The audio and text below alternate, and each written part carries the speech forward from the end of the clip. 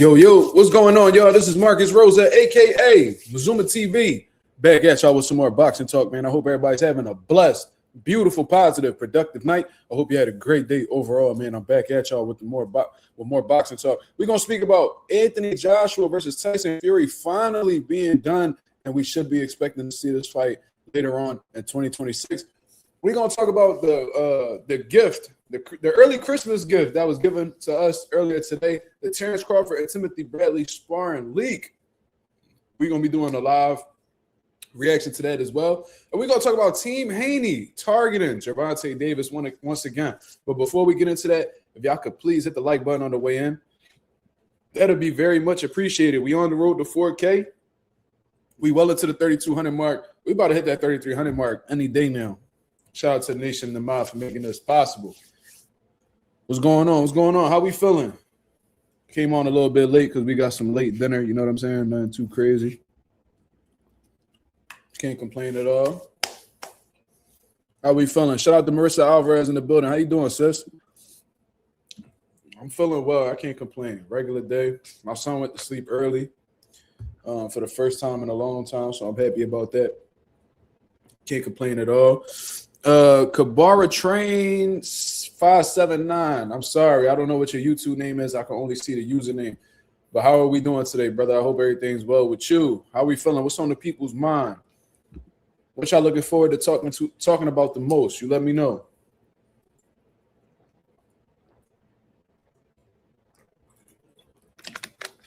How we feeling? How we feeling? Y'all already know what I'm about to do. Y'all already know what I'm about to do. I talked to Bruce Carrington today, man. He was elated. I already know. He was absolutely elated that he's fighting for that WBC title, man. Huge milestone for him. That's a huge moment, man. It's crunch time. It's time to get that shit going. You know what I mean? That's a huge step for Bruce Carrington. We're about to see exactly what he made of. Carlos Castro, he's not a easy opponent whatsoever. But Bruce definitely has the tools to get the job done.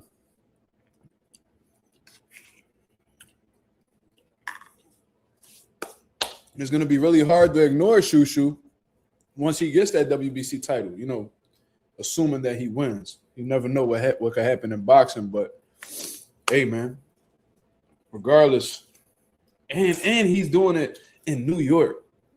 It's a lot of pressure on Shushu, man. He may feel different,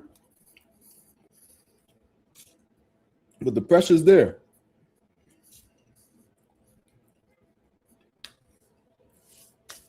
Your first world title fight in your hometown?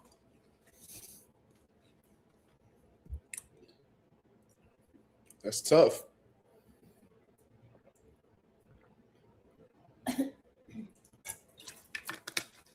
Marissa want to talk about the Crawford Bradley sparring. Okay. I do want to spend a majority of the time on the live just going over that sparring because apparently they got over a half hour of sparring, I believe.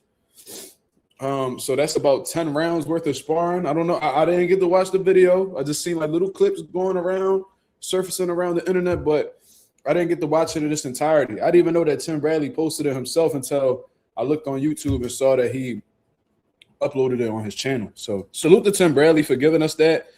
I know the saying, whatever happens in the gym stays in the gym and stuff like that, but it ain't like Tim Bradley and Terence Crawford are ever gonna fight.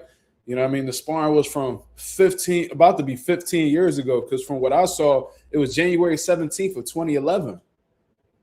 I mean, that was when I was in 7th grade.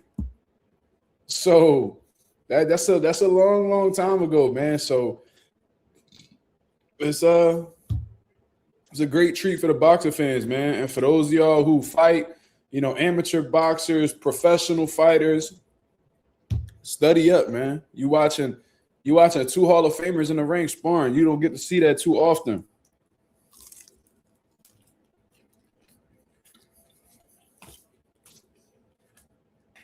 A lot of studying up to do, man. As a boxer, if you really want to progress and evolve in the sport, you got to be a student, man. No matter how good you get, you never stop learning. And I tell my guys all the time, and Floyd Mayweather, because Floyd Mayweather always said that he learns something new in boxing every day. But the experience that man has, if he's still learning, there's no reason why you should be closed-minded and feel like you know it all. You feel what I'm saying? Says, my cat is silly revived. Salute. That's a crazy name, but salute. R3, what up? How we feeling? My boy Coffee Plant in the building. What up? How we feeling? How's everything?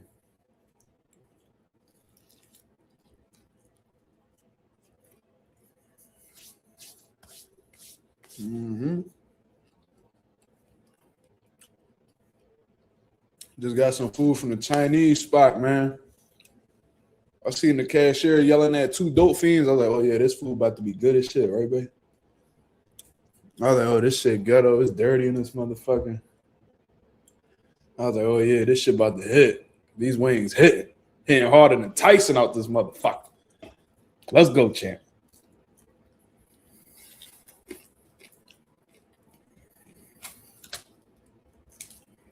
What be cracking me up?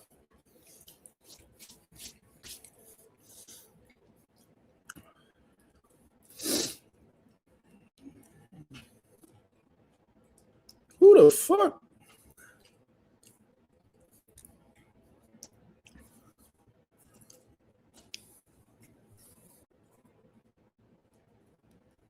What?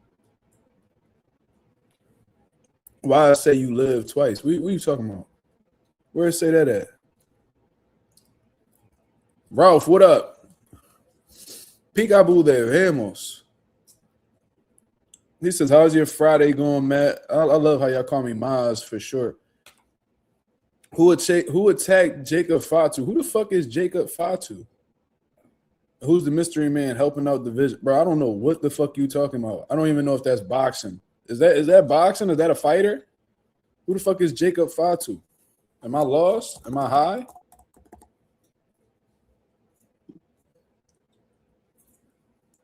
Nigga, I don't know who I had to Google this nigga. He a wrestler? Come on, dog. I ain't watched WWE since I was a baby, cuz.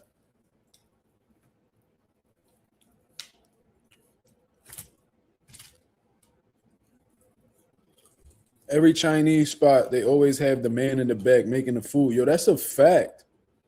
That's hilarious because the one I went to had a man cooking, and then the girl was like yelling at the nigga while he was cooking and shit.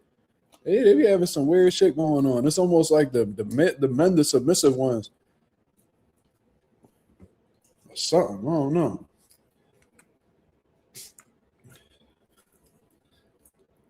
Nigga talking about wrestling. Nobody give a fuck about no wrestling, cuz.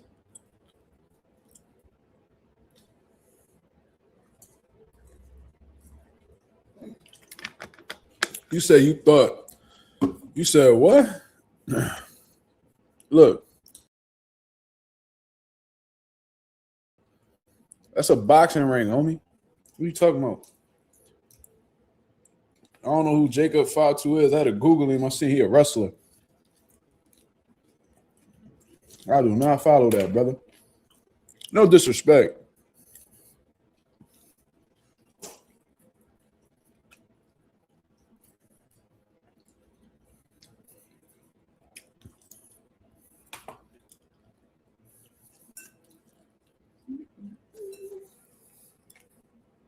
Yeah, this shit definitely hit harder than Wild Out this bitch.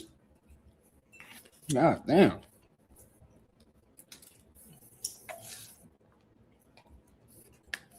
Shit. But anyways, let's talk about it, shall we? Let's talk about some good news that's going on in the sport of boxing, man. Y'all go ahead. Hit the likes, man. Y'all go ahead, hit the likes. Share the video if y'all can on any platforms. Let the people know Mazuma TV is live. Let's get the algorithm on the up. We got goals, baby. Anyways, let me go ahead and share the screen for the people to see. There's some good news going on in the boxing world, and Ring Magazine has confirmed. It says massive breaking news. Sources have advised the Ring that a highly anticipated showdown between former heavyweight champions Tyson Fury and Anthony Joshua will headline a Riyadh season mega event in 2026. Before that collision happens, the ring has also learned that Fury and Joshua are slated to see action in separate fights as part of next year's Riyadh season.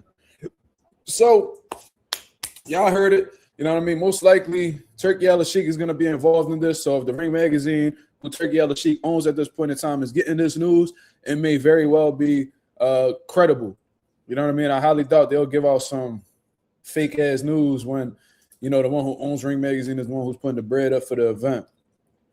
Look like it's official. They got something set in place. I'm happy to see this. This was a fight that it's really the last fight that I want to see between either one of those guys, to be honest with you. You know what I mean? Marlon, what up? You know, like before, you know, Tyson Fury hangs it up. Before Tyson Fury hangs it up, man, I wanted to see him fight Anthony Joshua and vice versa. I want to see Anthony Joshua fight Tyson Fury before it's all said and done.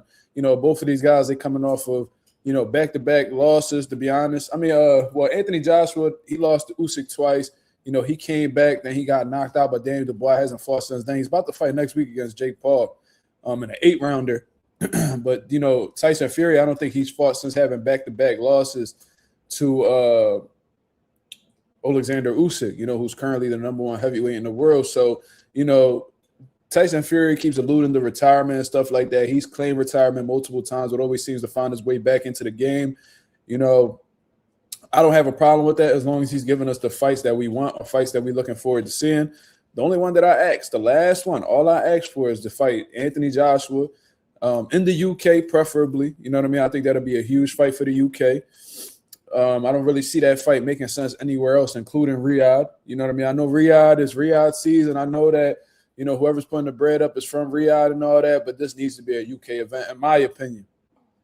You know what I mean? I would love to see that, but, you know, if it's not in the UK, as long as we're able to watch it, I won't really have a problem with it. You know what I'm saying? I just think it'll be a huge fight for the UK. That shit'll sell crazy. And at the end of the day, what? Y'all motherfuckers put Conor Benn and Chris Eubank in the UK back-to-back, so why not this one? So, you know what I mean? I ain't tripping. It is what it is. I'm just happy to see that this fight is happening, and these guys aren't going to retire without facing each other. You know what I'm saying? So that's lit. It is what it is. My boy Mick is in the building. He said, "Gotta be at Wembley." Yeah, I'm not really too knowing of like, you know, I'm not well versed on the UK. You know what I mean? So I don't know exactly where the Wembley will be. I would have to look up how many seats it is or whatever. But shit, that definitely could pack 70,000 plus, in my opinion. I think the UK fans gonna show out for that one.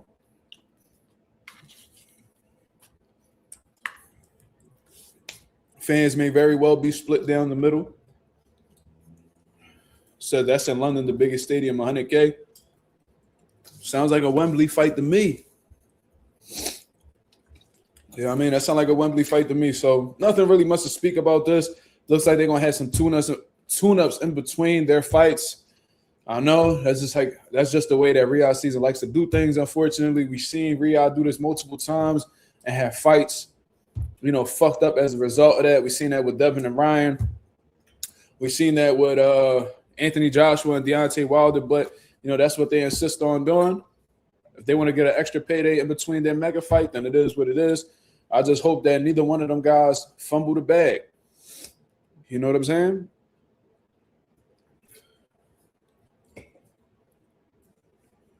Dubois and Joshua, the 96K. Yeah, so if that's the case, you know what I mean? This should sell the arena out. That should sell the Wembley out.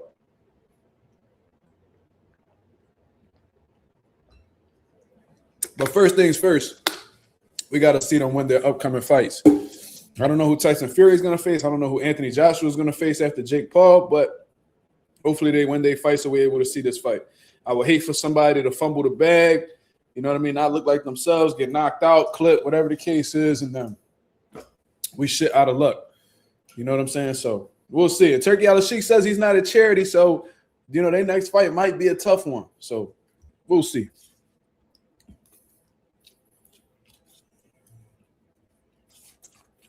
We'll see. Right?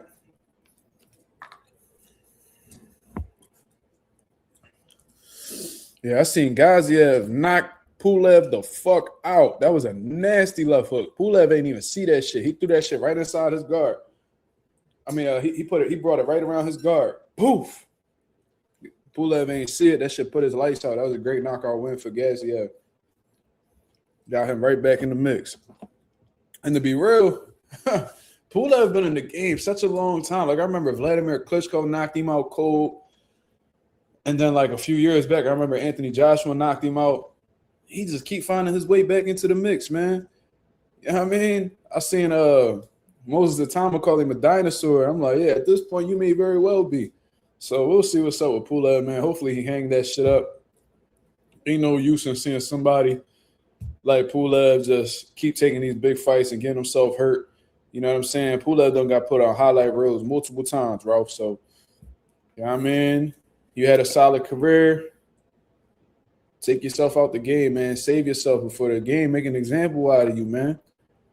If that ain't an eye-opener, I don't know what would be. So, shout out to Gaziev for the win. And I feel like Pulev should call it. But at the end of the day, you know, can't tell motherfuckers when to retire, right? Right. So we moving on. Great news for the boxing world nonetheless, man. Shout out to everybody that's in the building. I don't know what's going on. I'm assuming my notifications did get sent out because there's no reason why I only got 6 people in the building when I usually had 5 times that amount by now. But it is what it is. We're going to play the cards that's dealt. You feel what I'm saying? My boy Mick back in the building. He said, man, Cruiserweight Gaziev was crazy. He is only 32, like 8 years ago since Usyk fight.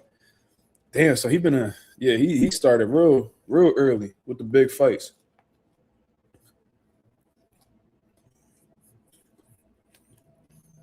Yeah, only being 32 years old, that's typically that's still your prime years. So that's dope.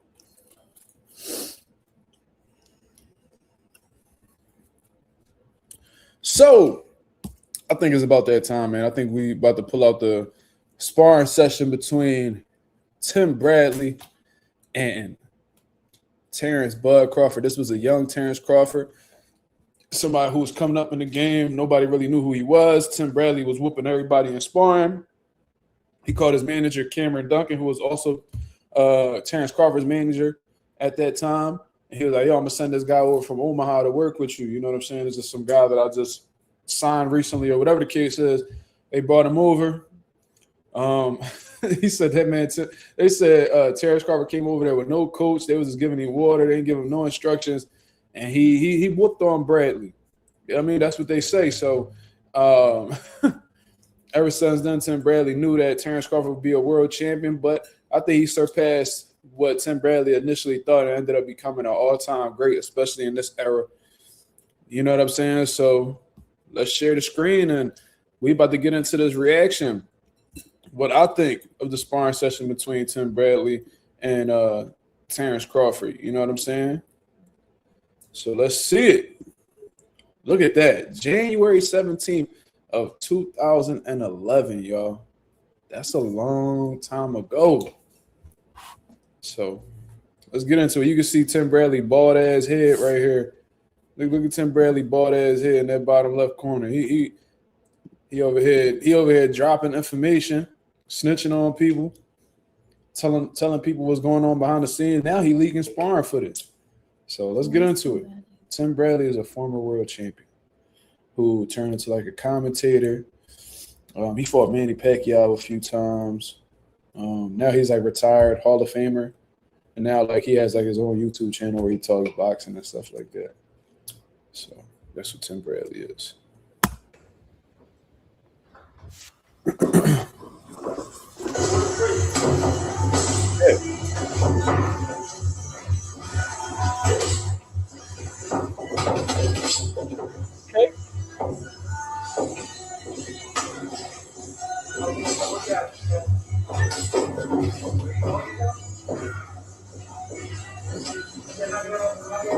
Yeah, it's crazy. I know obviously Terence Crawford was a lot smaller then, but he looks a lot more skinnier than what he does now. Just lets you know how much his body has matured since the sparring session. Not only that, but you could already see, Crawford's style looks totally different. Looks a lot more energetic, a lot more springy on the feet. You know what I mean? Like more energy being used in his style nowadays. He's like more efficient. You know what I mean? Where he's still in tremendous shape. Let's not get it wrong, but he's more calculated with the way he uses his energy. You see what I'm saying? So there's that. That's something that I noticed right off of the rip. He's coming out southpaw.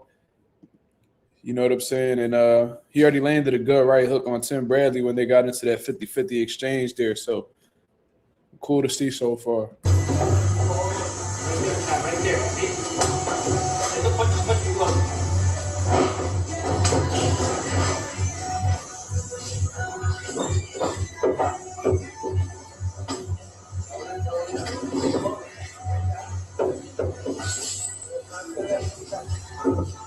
I don't know if y'all noticing it, but off of the rip, Terence Crawford is taking control of the pace of the sparring with the level changes, the feints, the jabs.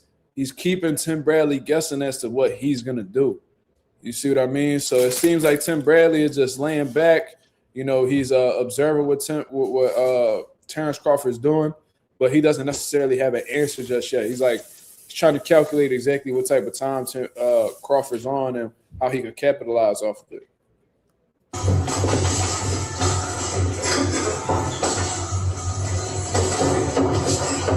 Woo-wee! That's definitely a knockdown. Wasn't like a devastating one, but that was definitely a sharp little hook that he caught Tim Bradley with. Tim Bradley overcommitted to the shot. Crawford took a step back and landed a right hook on him, and that definitely caught him off balance. Let's check that one more time. There it goes. Stepped too much into that jab. I mean, probably Crawford was already anticipating your jab, so he already had to do what he was going to time you with. He was baiting that jab. Yup. So I already know what happened right there. So what it looked like was, in 2011, Tim Bradley had to be at 140 pounds. I could check for you. Let's take a look. So when 2011, he was fighting Joel Casamayor. So I'll tell you right now, because that sparring was in January. So this was actually in the lead up to the Devin Alexander fight, because according to the footage, that was January 14th. And he fought Devin Alexander January 29th. So that was actually 2 weeks before. So this was Tim Bradley that was in shape. His weight was low. You know what I mean? Everything was clicking. You know what I mean? It's not like he caught Bradley early in camp. He caught it 2 weeks before the fight. So there's really no excuse. It just so happened that Tim Bradley just wasn't anticipating what was in front of him, or he wasn't expecting that level in front of him. So I could already tell you what happened in that instance. Crawford was actually looking for Tim Bradley's counter so he could counter his counter. You see what I mean? Not to confuse y'all, but just looking off of this right now, I mean, just looking based off of what I'm saying, he sees that Tim Bradley trying to counter him, so he's doing some next level shit with countering his counter. That's usually how you neutralize counter punchers. You see what I'm saying? So he threw the jab out there. Tim Bradley's about to counter with his jab, but Crawford already got a sense of Tim Bradley about to do that, so he takes a half step back and catches him with that right hook coming in and gets that knockdown. Boom, there it goes. Bang. Good knockdown.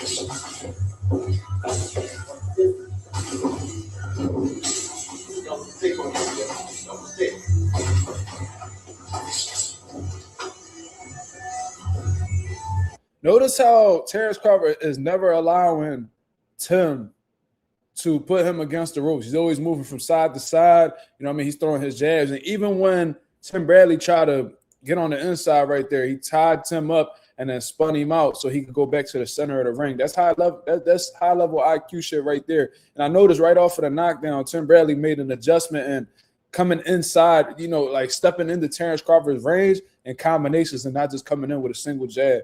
So that was a good little adjustment from Tim off of the rip. But, you know, thus far, I know it's only been not even 2 minutes into the video yet, but Terence Crawford is already looking like he's in complete control of this sparring session.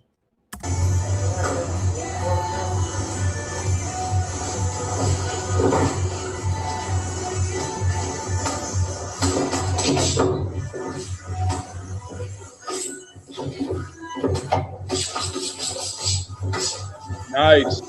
Nice work from Tim.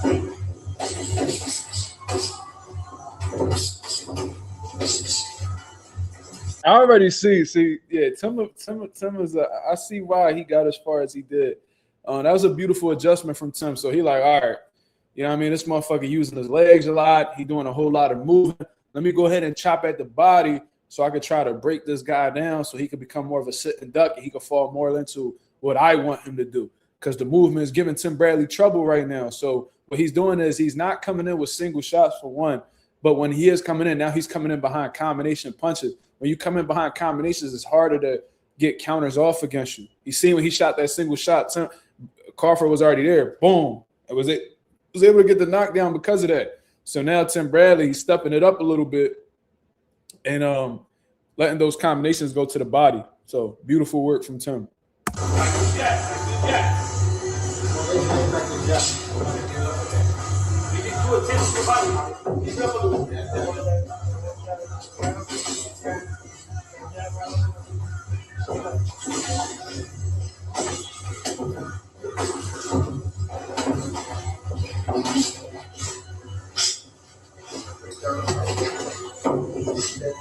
God damn, Bud can't miss with that right hook, man. Come on, Tim, you gotta show us something, baby.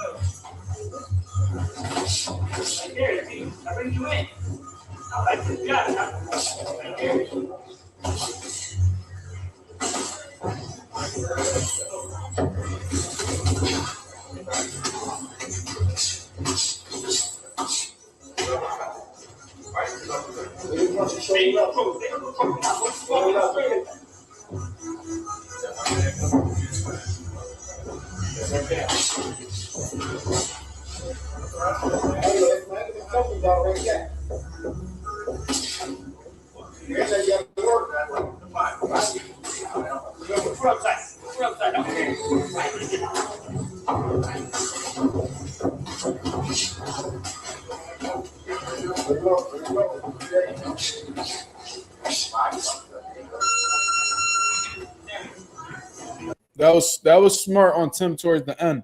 I like what he's doing. He realizes that like boxing with this motherfucker really ain't in my best interest. So I gotta put the pressure on him.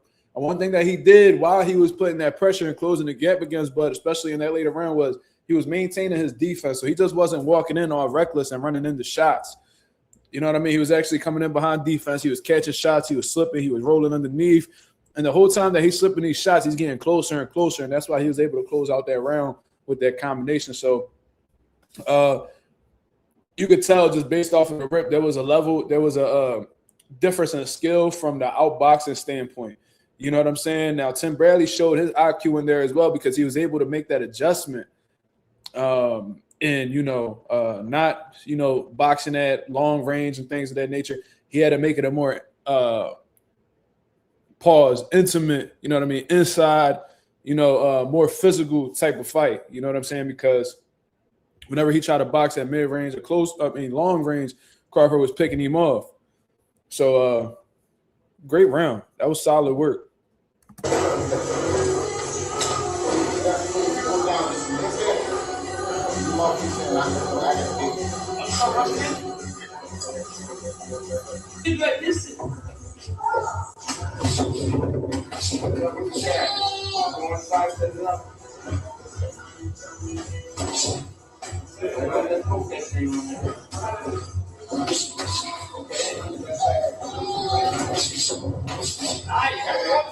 That's the right. I'm right. That's the right. I'm right. Tim Bradley's definitely picking up the intensity.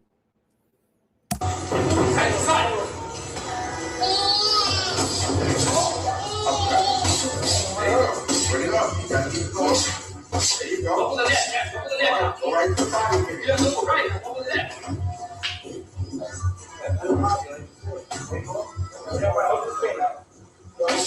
Good job. Keep it going.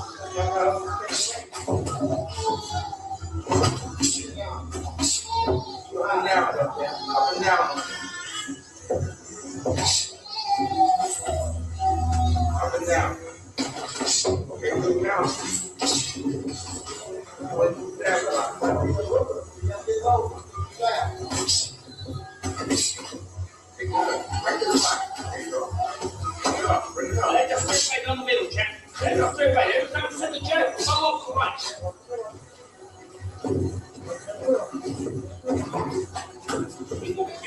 Can't miss with that right hook.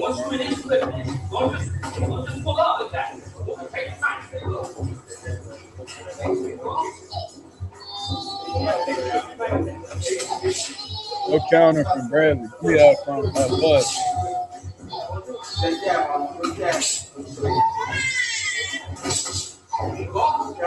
Now you mixing it up a little bit.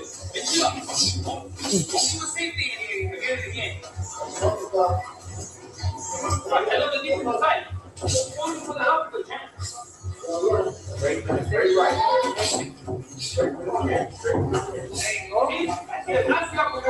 So this is a very competitive round. I ain't gonna lie. I really like that.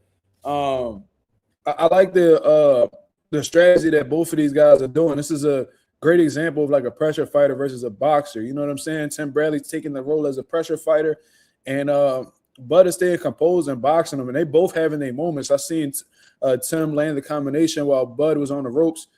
That was a great combination. Then I seen Bud catching with some solid counters while attempting to find his way in.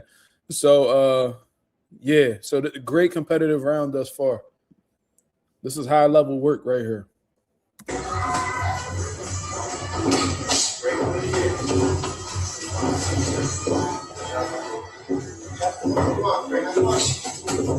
Nice. Beautiful, beautiful fucking counter. Check. Look at that slip uppercut right hook. Beautiful. Then he went right back to the jab. This is textbook, man. Bud was well schooled even in his younger days. That was beautiful. Right here. Look, it's too late. Tim already overcommitted to that shot. He's vulnerable on that left side of his. Uppercut, right hook. Bud throughout the sparring session thus far has had a lot of success with his right hook. Boop, boop.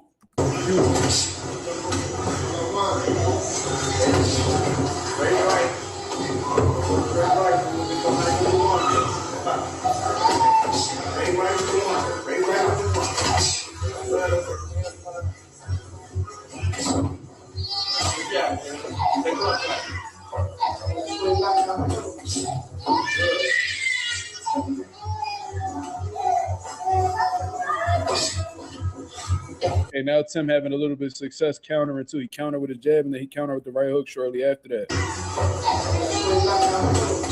The jab counter from Tim, and the right hook, the left, I think the hook is going to be countered.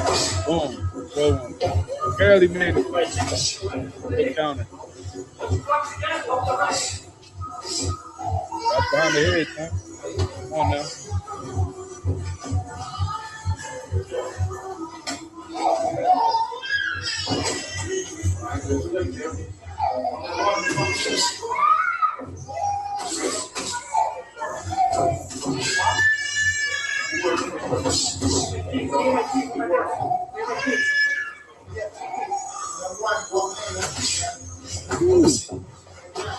The chin on that. See, that's how speed is supposed to be.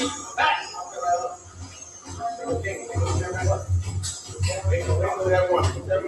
Ooh.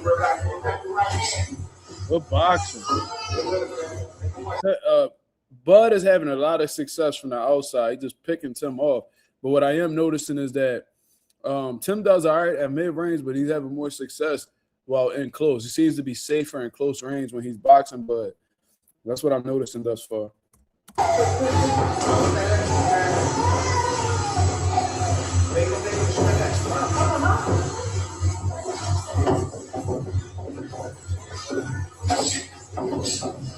Nice move from Tim.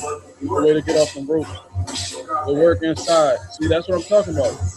He's having success in there. Takes some good shots inside. Solid round. So it's like somebody said, please take that baby home for a nap. Yeah, I'm noticing that too. It almost makes me want to watch it on mute, to be honest. I highly doubt there's any, but I like to hear the sounds of the punches too. So that's kind of what is conflicting for me. But so far it's like Bud is having success, which is really impressive for him to do because this was 3 years before he became world champion, yo. So there ain't nobody know Bud at this time. He was fucking, keep it real, motherfucker was a prospect. He's giving a fucking world level guy really good work. Like Tim Bradley was already a world champion. He was already a world champion. Like he beat Lamont Peterson for a world title. I mean, he didn't beat Lamont for it, but he had fought Kendall Holt. Who the fuck was it that he won? I think he won his first world title off of Junior Witter. Is that Junior? He beat Junior Witter. Then after that, he got some good wins. So he was already well into his, what year was this, 2011? Yes, it was, January 14th of 2011. So this is 3 years before Bud became world champion. So he was merely a prospect, and Tim Bradley was already a unified champion at the time. You see what I mean? All right, shout out to Lorenzo. It was Junior Witter. I remember Tim talking about it. So, yeah, he was already a unified champ, and he was doing some good shit, man. He was doing some good shit. So, great competitive work between the two. I see Tim having his little success, and Bud having his success too. So it's really good work.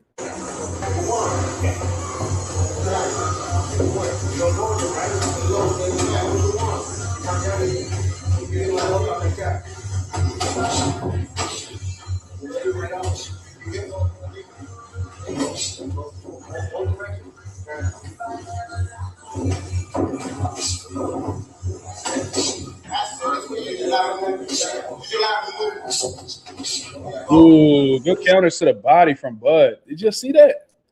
As soon as Bud, he's seen that Tim was overcommitting a little bit. So if you peep in the beginning, he shoots, he takes a step back because he was anticipating Bradley to come in, and then he countered him while he was trying to come in. Then after that, he stands his ground. So this is the level of unpredictability that Bud has. He doesn't do the same shit over and over again. He has multiple ways to go about making you pay for a situation. So check this out. He makes him go. He shoots. Boom. Look, he shoots. He takes that step back, and then he fires off a combination while Tim is trying to come in. Boom. Boom. Oh, it was only one shot, but he pot shotted him. I guess that's what you want to call it. So that's one way you could go about Tim Bradley trying to counter. Look at this instance right here.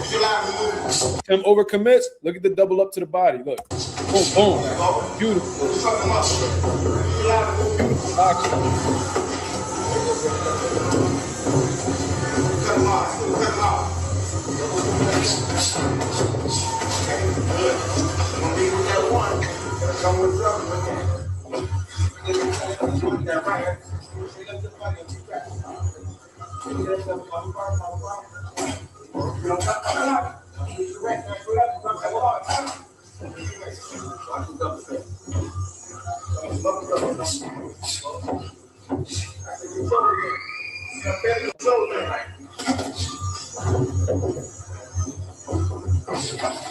Beautiful counter. Beautiful counter. Look at that. Look at that. He slipped that jab. Textbook, man. As a southpaw, that's textbook. Then he comes back. What's that? The uppercut? Look at that. Beautiful shot. So Bud is clicking right now in the counterpunching department. He's getting the better of the exchanges. He's landing the sharper shots.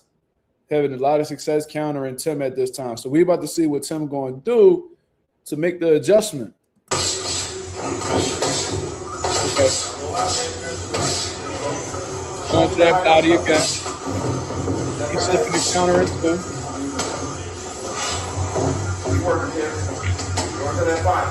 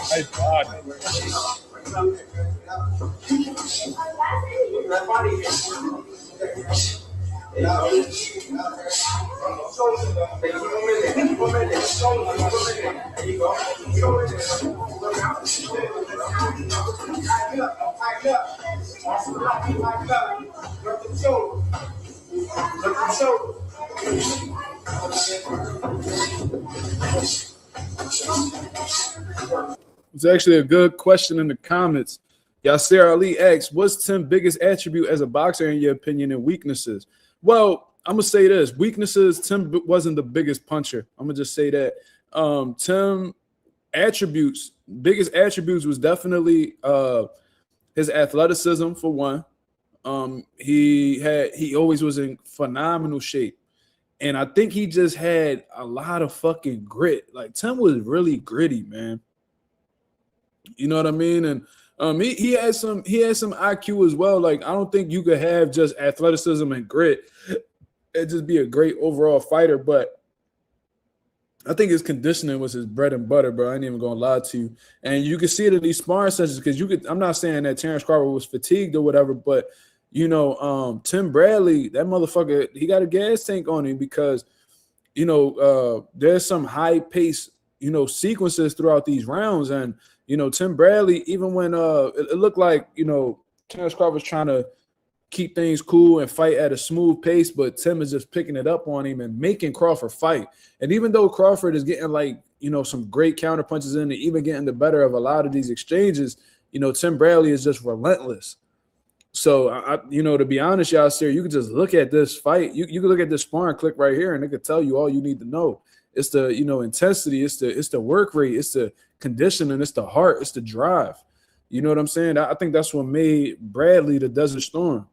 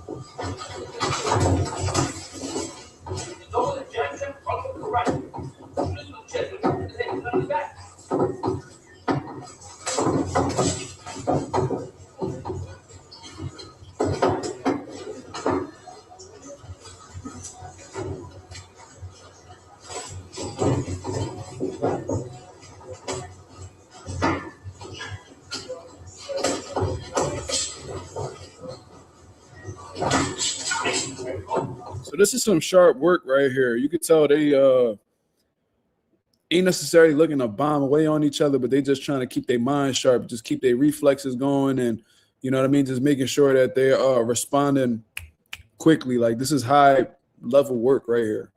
You know what I mean? So I like what I'm seeing between these two. Agent 86 said this nigga Crawford always been sharp, even back then. Absolutely.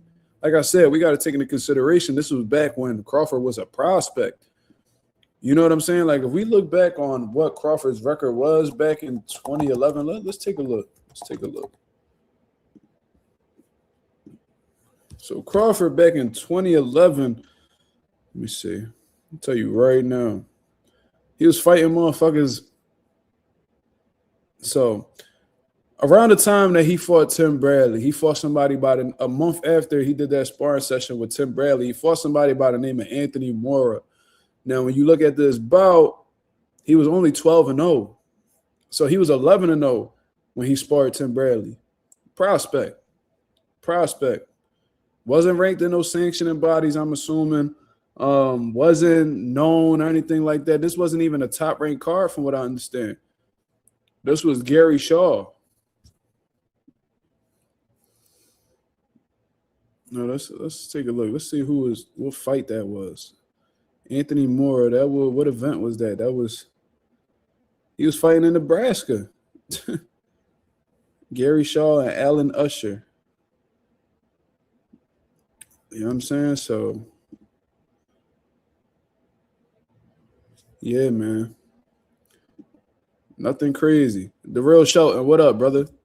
But yeah, like this is very impressive. For you to be 11-0, be a prospect, and you keeping up and even getting the better of you know, Tim Bradley in certain instances, who was a former unified who was a unified champion at that point in time, who had became unified and had multiple title defenses. This is very impressive, bro. I see why Tim was like, yo, like, you a world champion. Just like that. It's a matter of time. See, now you see that now. So right in front. Then it's going to come straight through. The other way.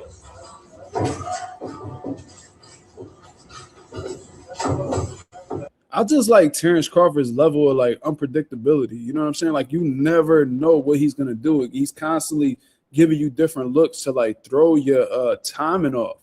You know what I'm saying? Like, he gives you the illusion that he's gonna shoot the jab. You know what I mean? Then he's doing the level changes to make you think he's gonna go to the body. Then he bringing it back up top. Like, and then he might lead with a left hand after that. So the whole time you think he's looking for something to land on his lead hand. Whole time he just completely throwing you off.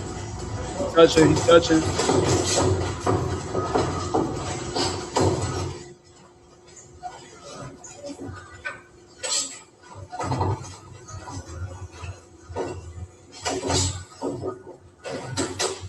Like that. There you go. Good body. Good job out. Like, set up the right.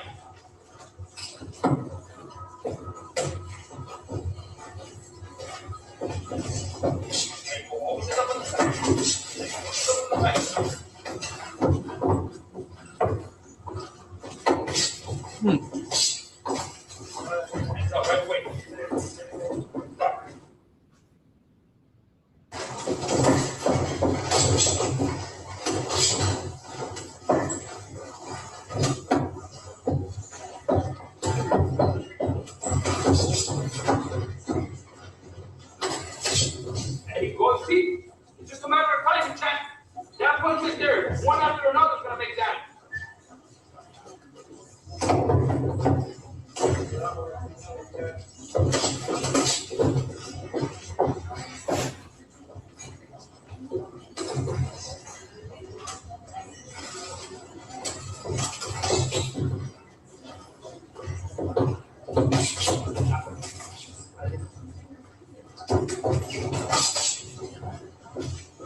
Once you attack the body chest, they go. They get back in. Yeah, go lift up.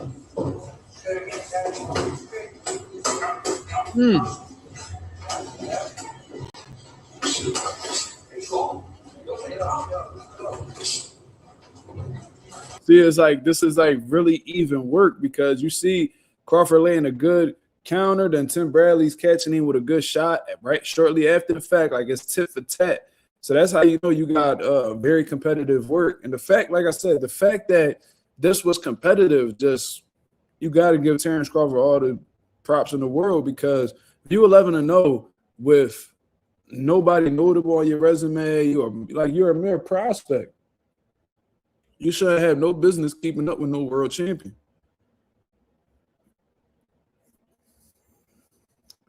You see?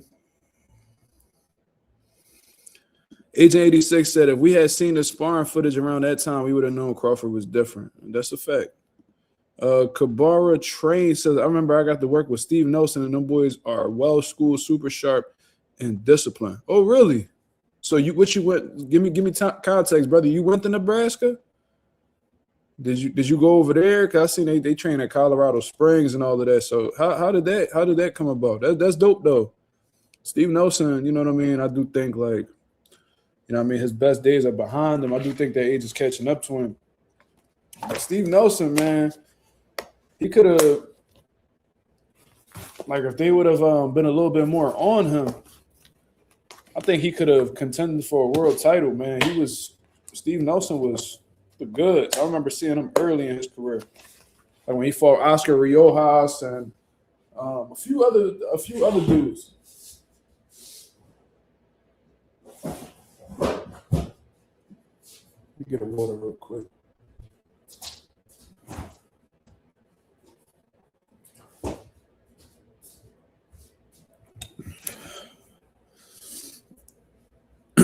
Agent 86 said Crawford always seems to find an answer with Tim initiate his offense. Yeah, he was doing really good at counter punching. It was like beautiful counter punching.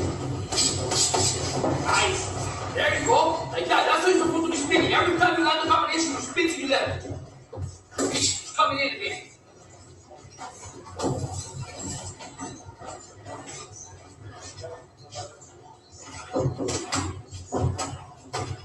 Right there, keep. Right there. Work.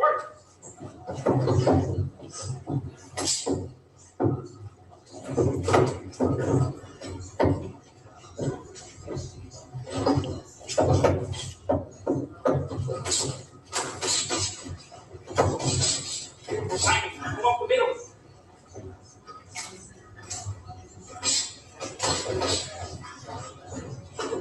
It worked.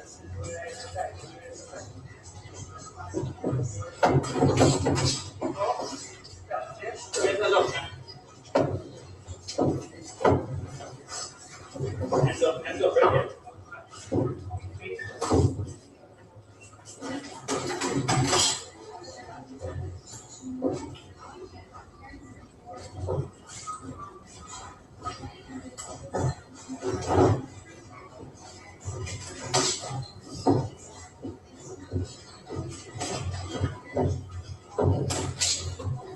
Jab with feint up the jazz for blood.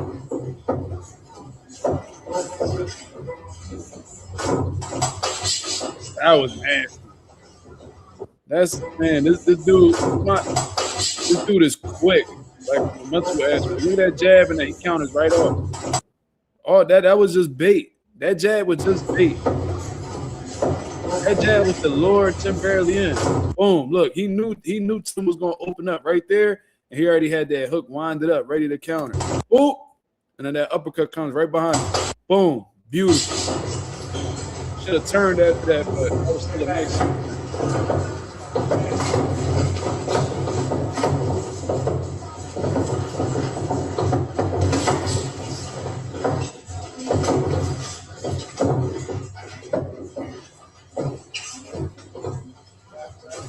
There you go, right there. Good body shot. There you go. Don't just put the front of the thing.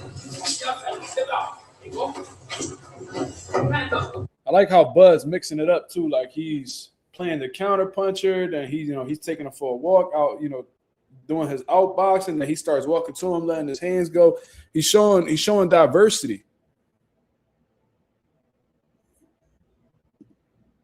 He's showing diversity. You know what I'm saying? So very, very well schooled boxer Terence Crawford is for sure.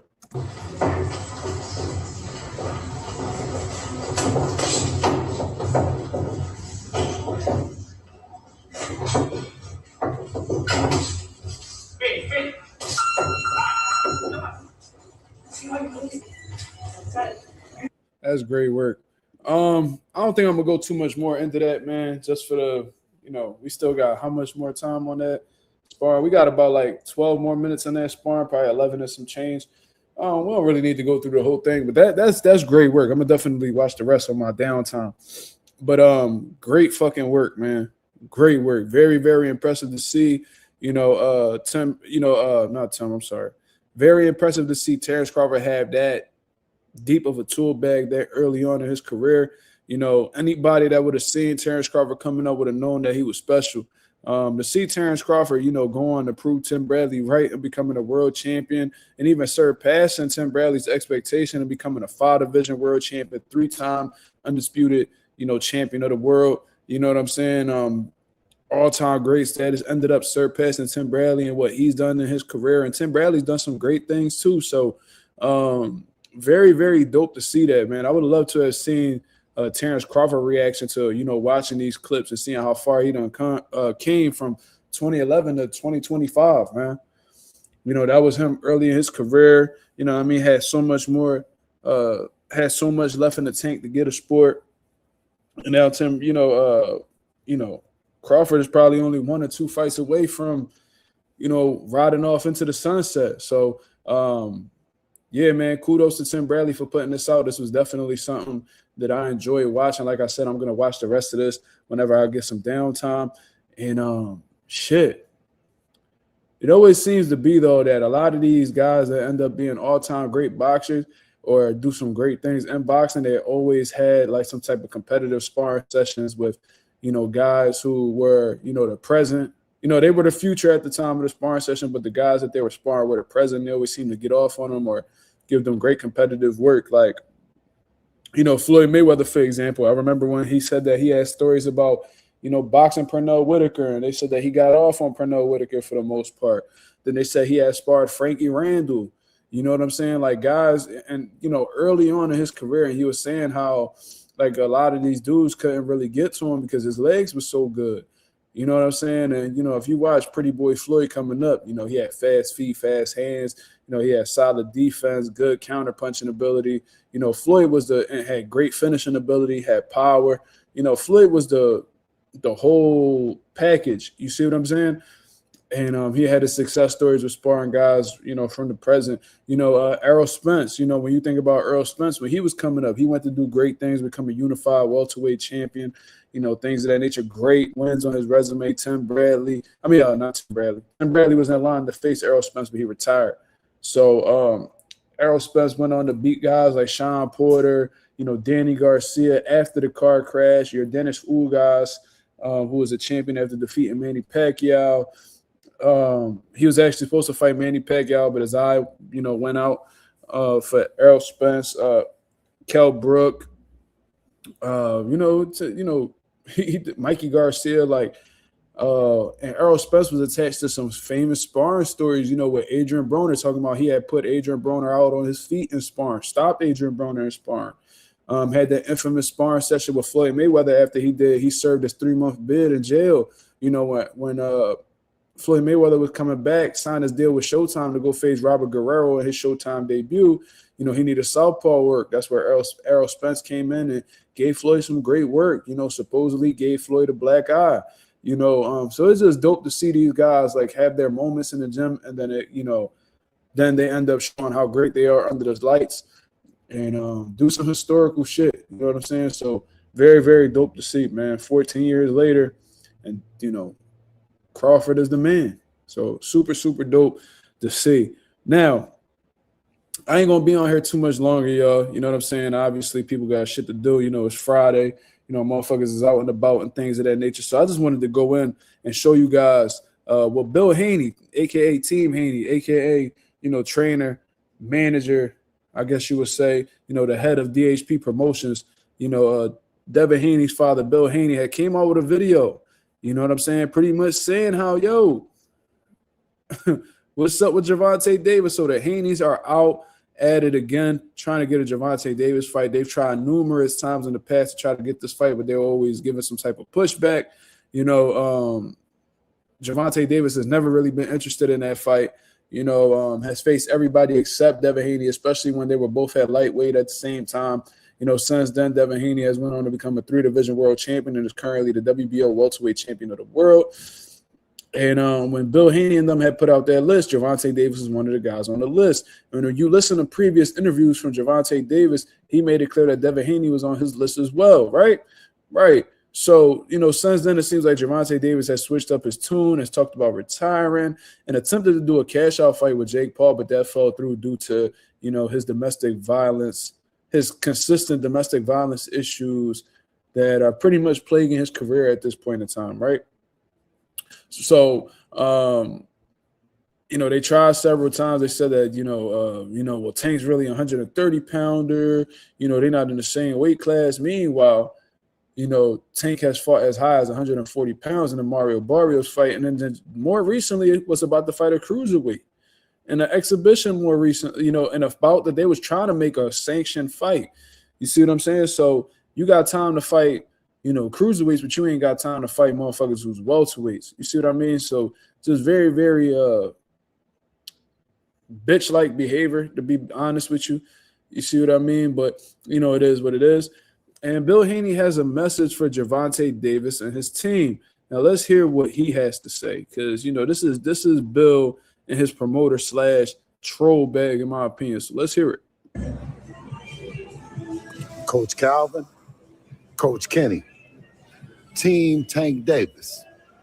I got some good news and I got some bad news. The good news is Devin bought me another Mercedes. Another one. The bad news is the Grinch didn't buy you guys one.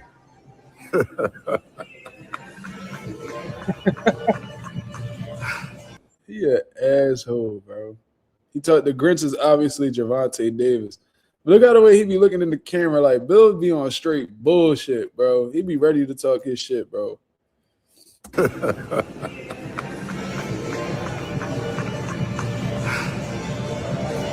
What the fuck?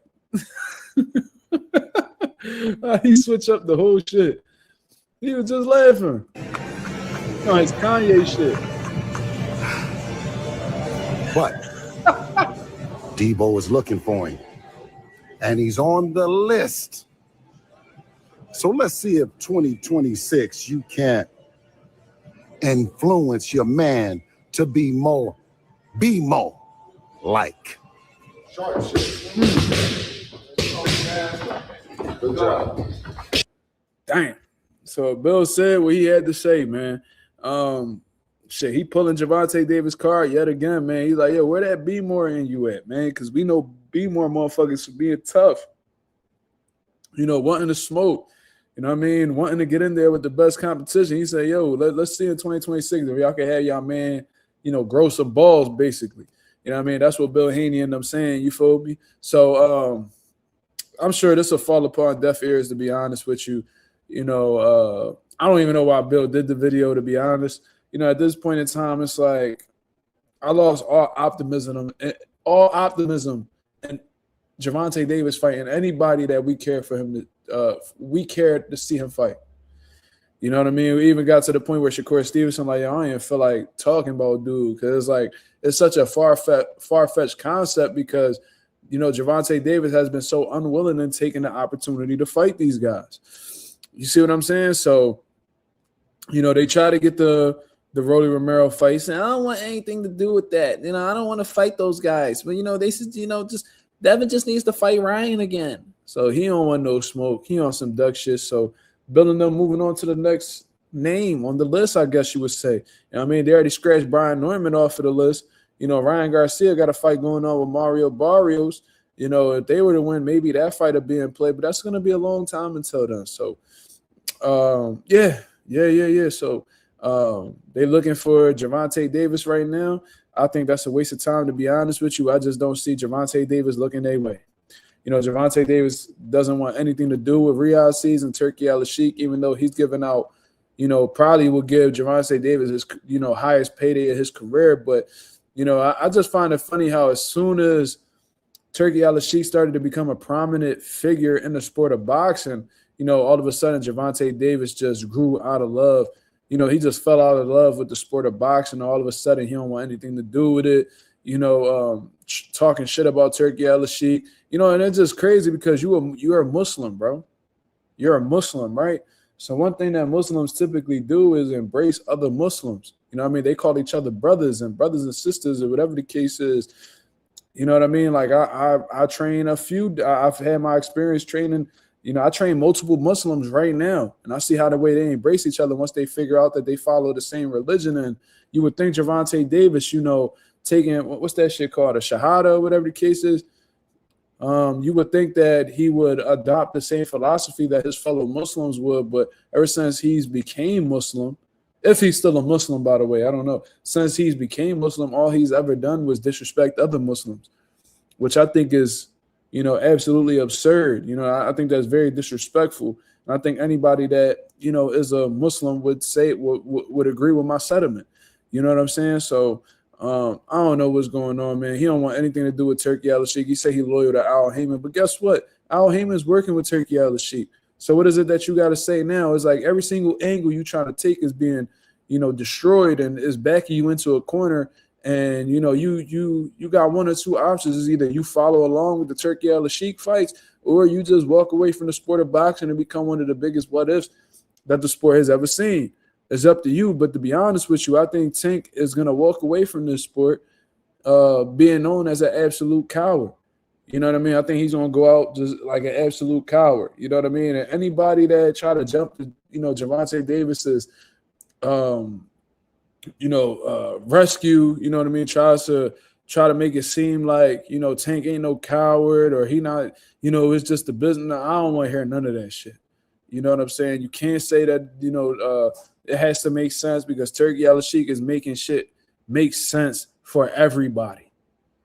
You know what I'm saying? You can't bring up motherfuckers not being a draw. You can't bring up motherfuckers not selling tickets because guess what? Turkey Al-Sheikh is compensating both of you guys and not really giving a fuck about the numbers. You see what I mean? And all of that shit is thrown to the that shit is just thrown to the left, bro. So we don't need to be hearing what motherfuckers sell and who's going to be the A side, B side. It ain't no side when it comes to Turkey. You get paid what you're looking for. He gets paid what he's looking for, and y'all fucking fight. And it's really that simple. You see what I'm saying? So it is what it is.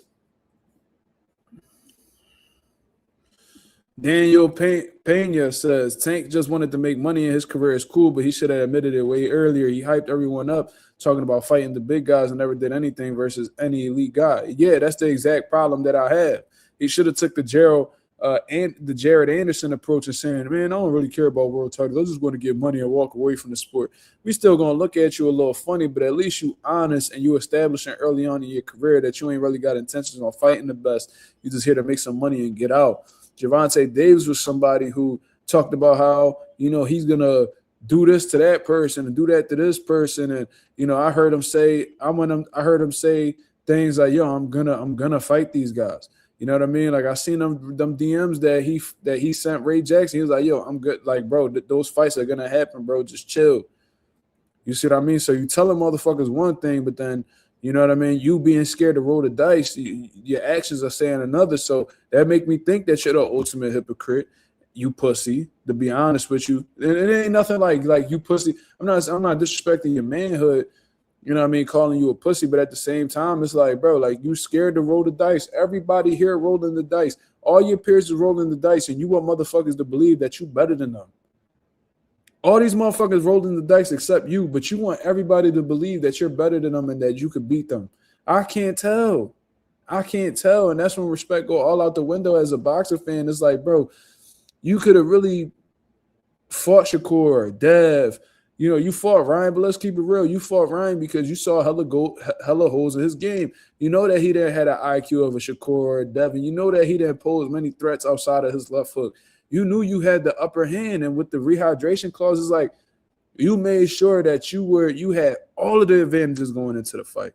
The last thing Tank want to be in is a 50-50 fight, bro. That's the last thing he want to be in.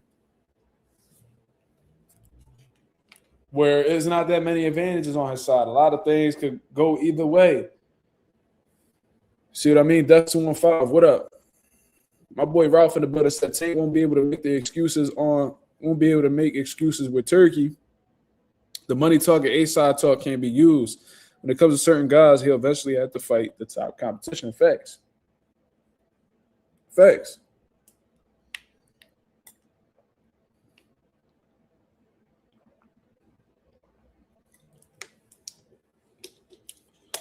Super facts. It's just so disappointing. And now Bill Haney and them calling out Tank, but you know, at the same time, I just feel like Bill, you wasting your time for real, bro. You really wasting your time. Like Leonard Ellaby made it clear that they don't want nothing to do with your son. Tank has made it clear based off his actions, he don't want anything to do with your son.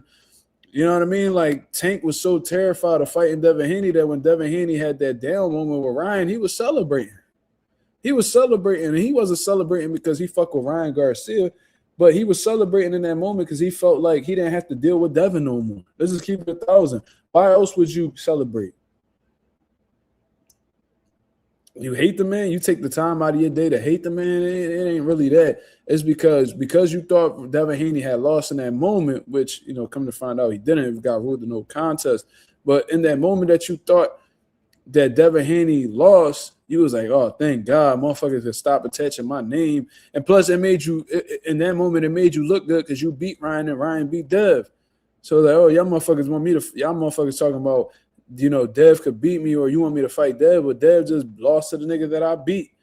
So at that moment in time, it was a sigh of relief on Gervonta Davis's part because with that whole situation happening, you know, pre-PED pre-PED test coming out positive.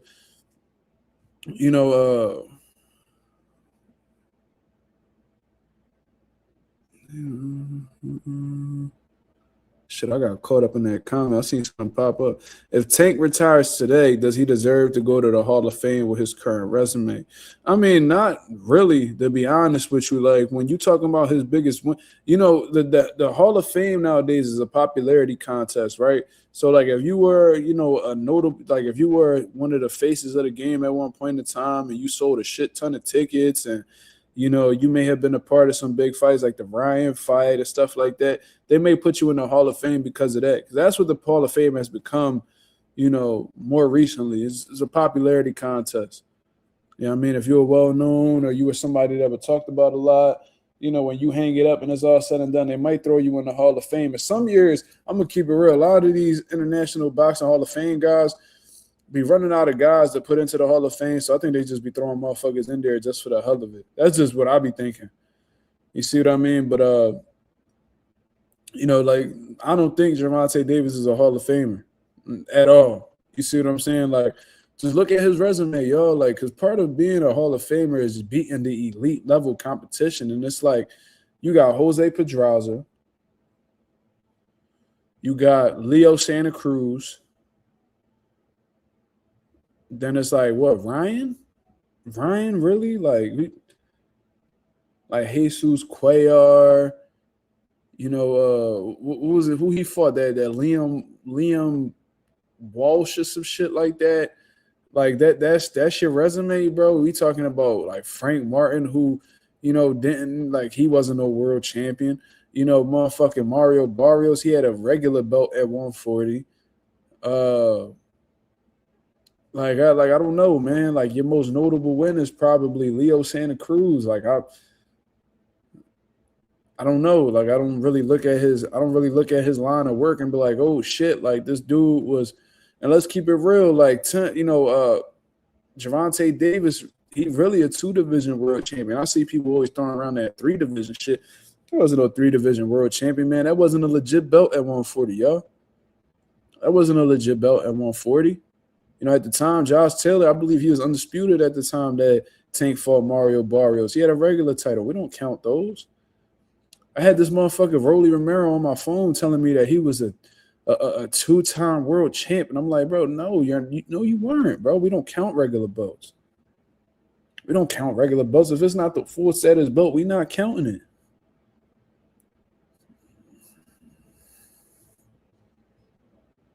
Yeah, that's 215. You make a great point. He says, yo, like, but if Arturo Gatti got in the Hall of Fame and fucking Rocky Balboa, why wouldn't Tank? Right.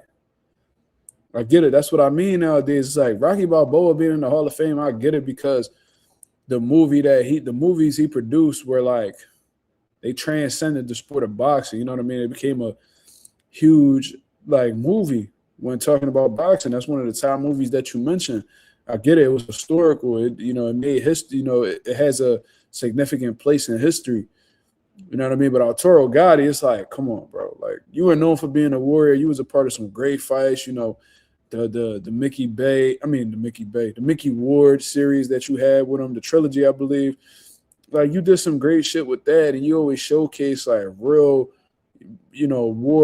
warrior mentalities and things of that nature. But it's like, come on, man. Like, you wasn't like on no Hall of Fame level type. You brought some memorable moments to the sport.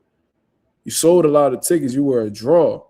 That's what I mean, man. It's like the Hall of Fame ain't really necessarily about having like the being a multi-division champion and beating the best and doing some historical shit. Like, when I think of Hall of Famers, I'm thinking about Floyd Mayweather, I'm thinking about Terence Crawford, I'm thinking about Andre Ward, Tim Bradley. I think Errol Spence has more of a case of going into the Hall of Fame than Tank. You know what I mean? And he only won titles in one division, but what he did in that one division was greater than whatever Tank did in multiple divisions that he's been in. Who has Gervonta Davis beat that was on a Sean Porter level? How about a Mikey Garcia level? Like, we don't see that. So Errol Spence got more of a case of being in the Hall of Fame than Gervonta Davis does. You know what I'm saying? In my opinion. I just don't see that. Like I think of Errol Spence being a Hall of Famer, Felix Trinidad, Bernard Hopkins, George Foreman, Larry Holmes, Joe Louis, both of the Klitschko's. Like that's what I think about. That's what I think about. Yorkis Gamboa, not really. No, not really. Not really, no. Like really assess Yorkis Gamboa career. Bullies, like what was it that you're counting Yorkis Gamboa as like a credible name on Tank's resume? I mean, I guess he was notable, he was a gold medalist, I guess, and he had like his moments and stuff like that, but everything went downhill after Gamboa lost the Bud. Like, let's just keep it 1,000. Like, Gamboa, and at the time that Tank fought Gamboa was well past his prime. Well past his prime, in my opinion. Like, we can just take a look right now and look through the resumes. He hasn't fought since 2022 since Isak stepped on him. But, he ended his career at 30-5, and he been stopped 4 times. You know what I'm saying? Like, come on, man. I don't really see any, like, okay. Like, early on in his career,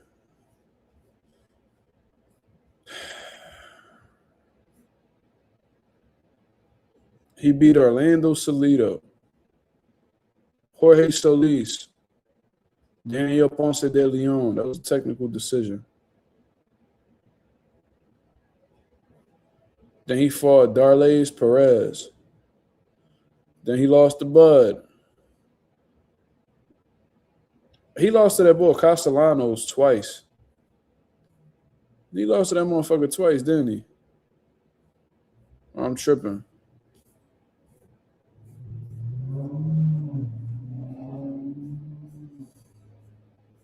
No, I'm tripping, y'all. My fault. I must have read his name twice. Yeah, it's like, come on, man. Is Broner in the Hall of Fame? He got that 4-division championship on his side.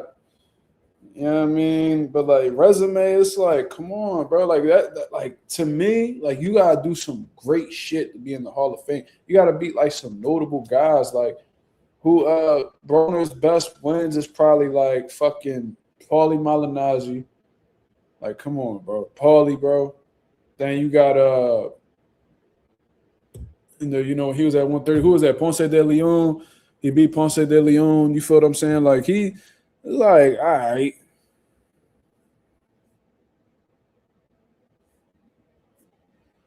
Like, I don't know. Like, Adrian Broner, he won titles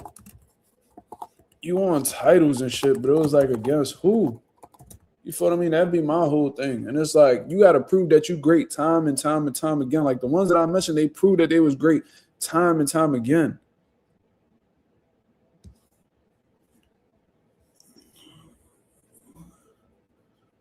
Yeah, like he beat Daniel Ponce de Leon.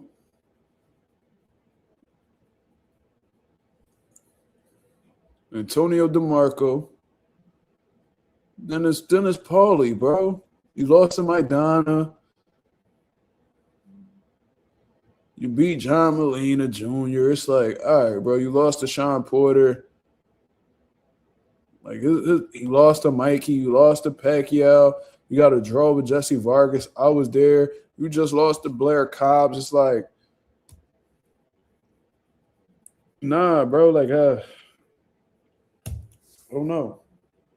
I don't think any of these dudes Hall of Famers. Like I said, when I think of Hall of Fame fighters, I think about people who proved to be great over and over again. Like, you can't tell me that George Foreman didn't prove to be great. You can't tell me that Muhammad Ali didn't prove to be great. Tim Bradley proved to be great.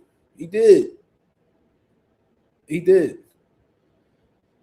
Talking about Kendall Holt, Nate Campbell, Lamont Peterson, Devin Alexander. Like, listen, like, and y'all might not know them names because you ain't been in boxing that long, but they were them guys when they was coming up. And that's only a few. Tim also got a win over Manny Pacquiao. Despite how you feel about it, he got a win over him. Not many people got wins over Pacquiao, especially at that point in his career. Like, I don't know, man. Bradley rumbled all of them facts. And only ever lost to Pacquiao. That's the thing. It's like, you can't tell me Bernard Hopkins didn't prove to be great over and over again. Juan Manuel Marquez, you can't tell me that he didn't prove to be great over and over again.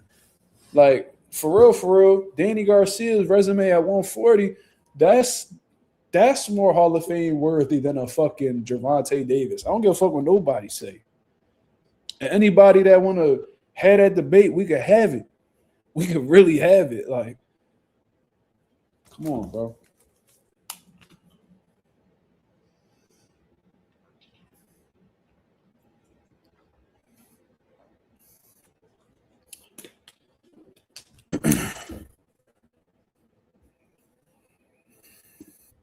R3 said, I know David isn't going to retire anytime soon, but if David Benavidez beats Zordo Ramirez, do you think David earned his spot in the Hall of Fame? 5-time, 3-division world champion. Resumes lack, accolades-wise, that sounds good. 3-division world champ, especially in them higher divisions, that is a bit impressive from super middleweight to cruiserweight. And Zordo would be a great name on a resume. So we got to assess the biggest wins of David Benavidez's career. Anthony Durrell. You can't say Ronald Gavril because that's who he won his first world title against, but I'm gonna throw that to the side. You know what I mean? Because Ronald Gavril ain't really do shit since those fights, to be real. So let's take into consideration Anthony Durrell, Caleb Plant, Demetrius Andre. You can make a case that he really wasn't a 168, but that's still a notable name regardless. David Morrell, who was one of the most feared guys in them higher weights, between 168 to 175. A lot of people thought Benavidez was ducking him. Alexander Volzdik, who was a champion. I'm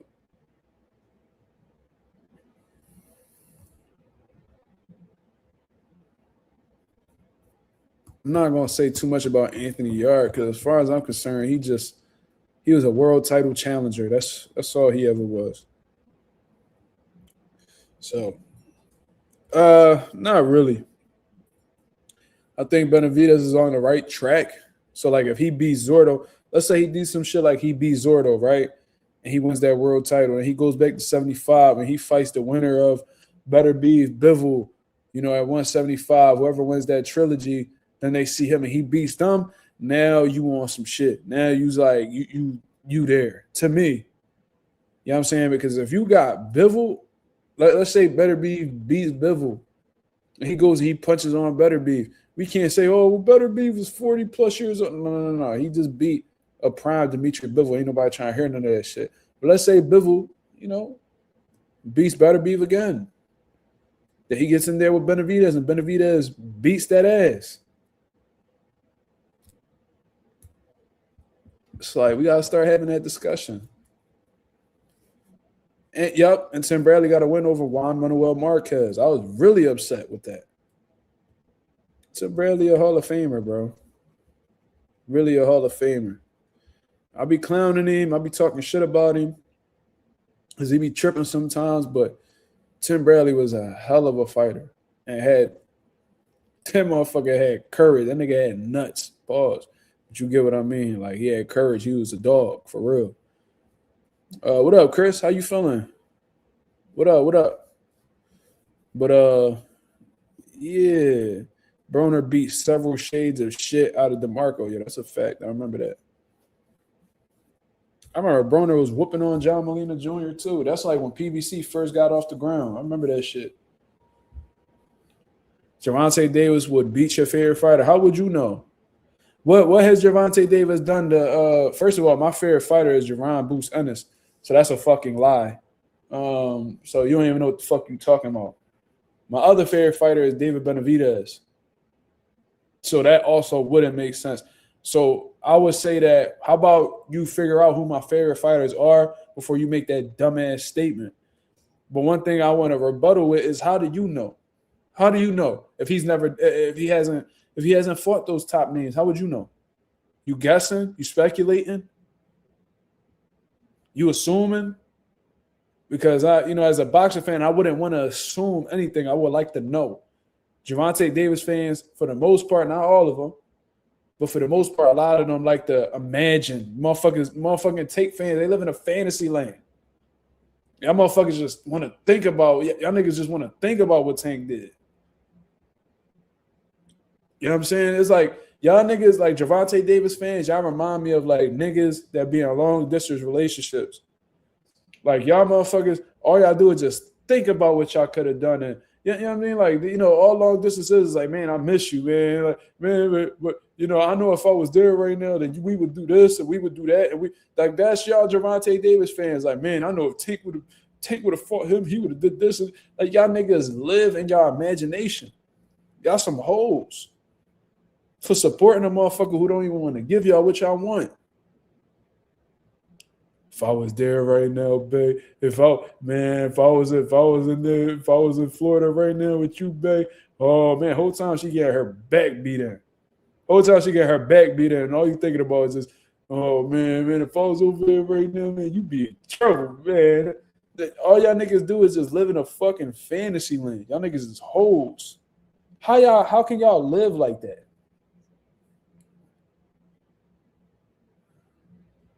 Did somebody pack the Bull Fire Jordans? Cause he hasn't even responded. That motherfucker quiet as shit right now. Ain't nobody packing neither. Stupid. Get your shit together.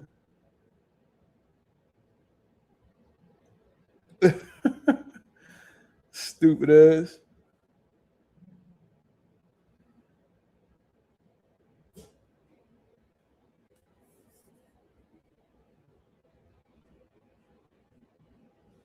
Trying to find him. I don't even see this nigga.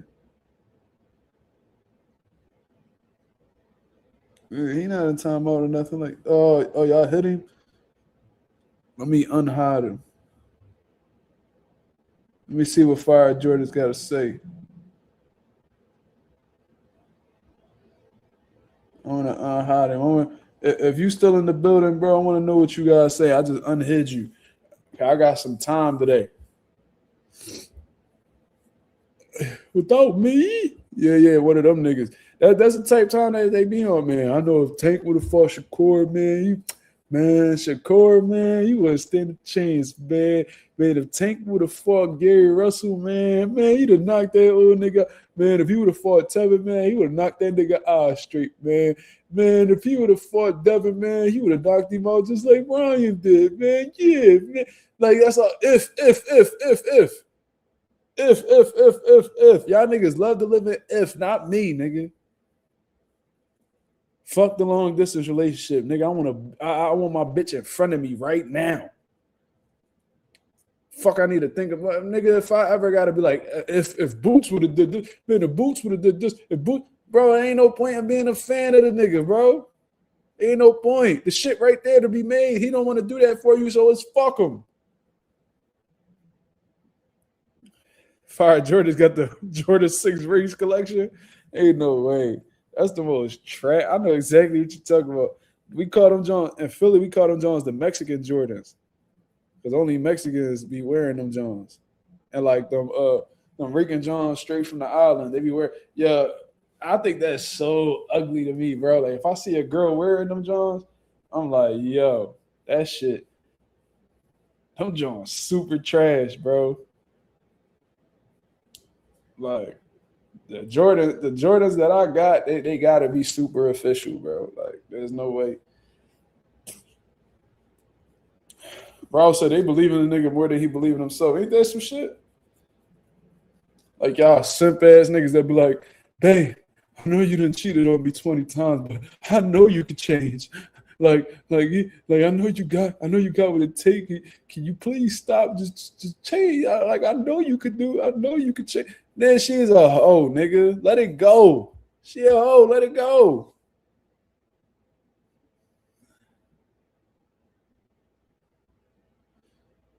S. Dot. I unhit him, so I don't even know why you talking shit about my mods, nigga. Don't get added to the list. You heard? Fuck out of here. Why you worried about it? Why you worried about what somebody doing to another nigga on here? Why you worried about it? Joe Quinn, what up?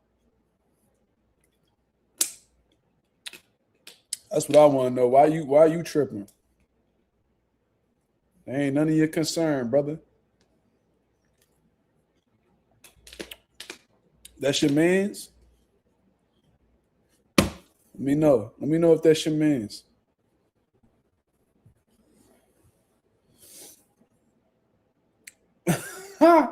He said they got me last week on some dumb shit. Okay. What you say?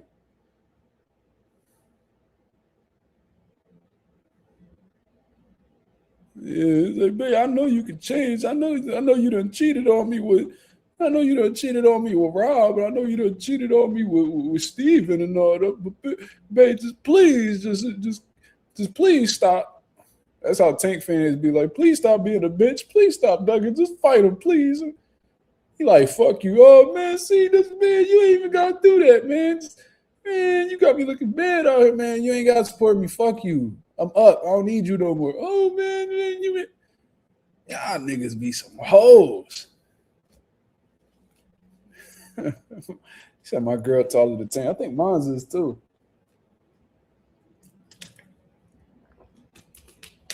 My girl 5'5", so she definitely taller than Tank. But if you got hit with the wrench, it's probably because you said some goofy shit, to be real. You know what I mean? Now, Slime, he be tripping sometimes. I be having to tell him, like, yo, chill. But everybody else, they be on point. Just don't say no stupid shit. And you straight.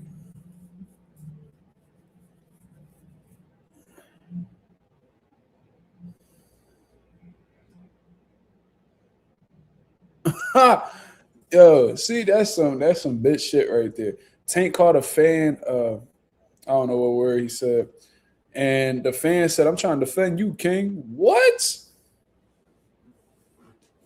See, I don't know what cloth these niggas is cut from, but I'm going to tell you this. This is just me. I don't know. If a nigga say fuck me, then it's fuck you.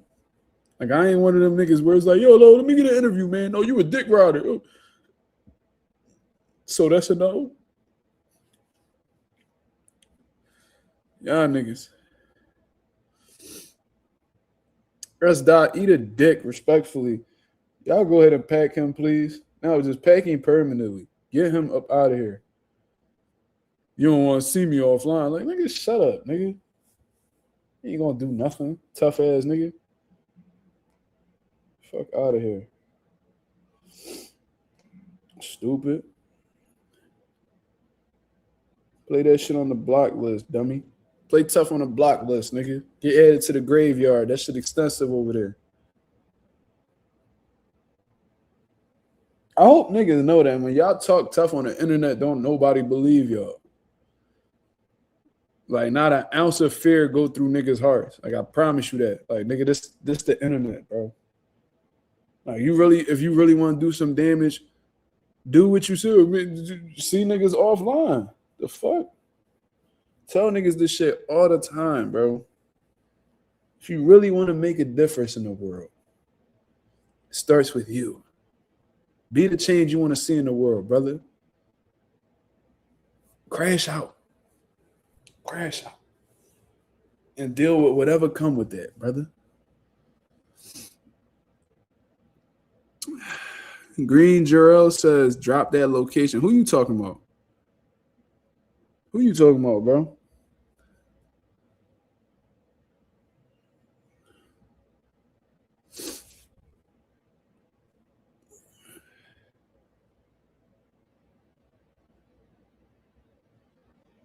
Who you talking about? He said joking. That type of shit not even funny. That shit not even funny. Like, oh, response to tough internet guys. All right, so you talking to them, all right. Yeah, I don't be doing none of that. Like, but what I always say is I ain't hard to find. Really ain't. I would get threats all the time on this motherfucker. Niggas be feeling like motherfucking. Niggas be feeling like Macho Man Randy Savage out this motherfucker when they get online. When they get on this computer, all these social networks and these computers got these niggas walking around like they some shooters. Like pussy talk that same shit from your computer. They be tripping. They be bugging the fuck out. I'm like, I don't know where y'all niggas get that shit from. What?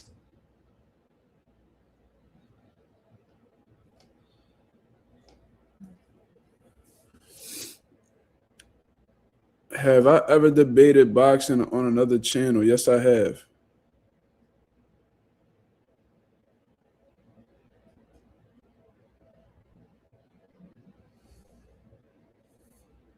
Yes, I have.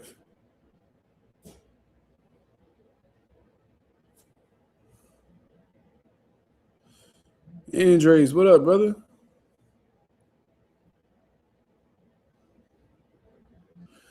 You said I ain't hard to find. This my real name. Okay.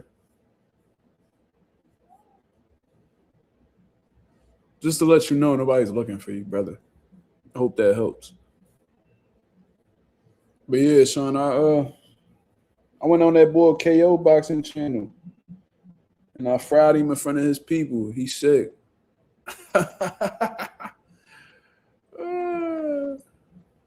Bro, that was a long time ago though, bro. Like I don't be, bro. I'm trying to tell y'all when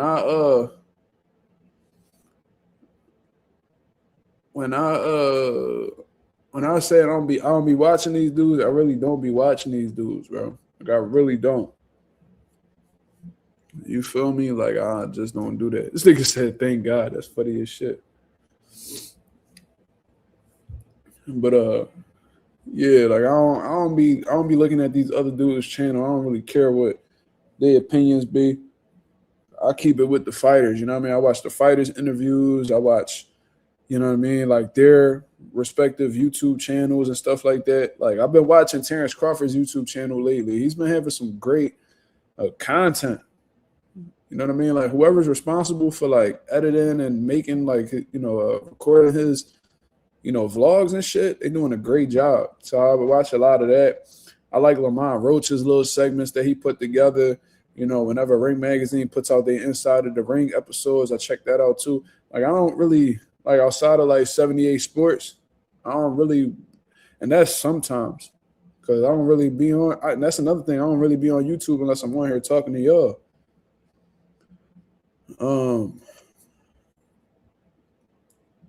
Outside of like 78 Sports TV, I don't really watch nobody else. Boots vlogs be fired. They definitely do too.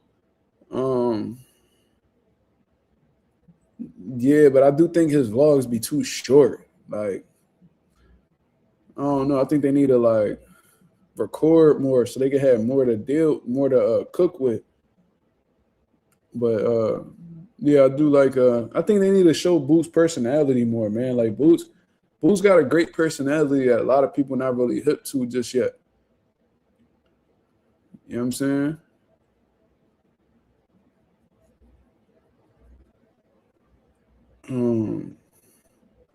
If he was able to show that, I think that his fan base would even be more will be deeper. I think that he'll develop more of a fan base if he showed who he really was. I think Boots, for the most part, is pretty reserved.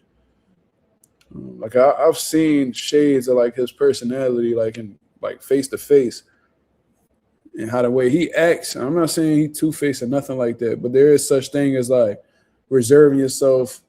You know what I mean? Not really giving everybody everything when you see them. Like I don't. Me personally, like this is probably the most that I talk throughout the day. Like I don't really talk too much to people I don't know.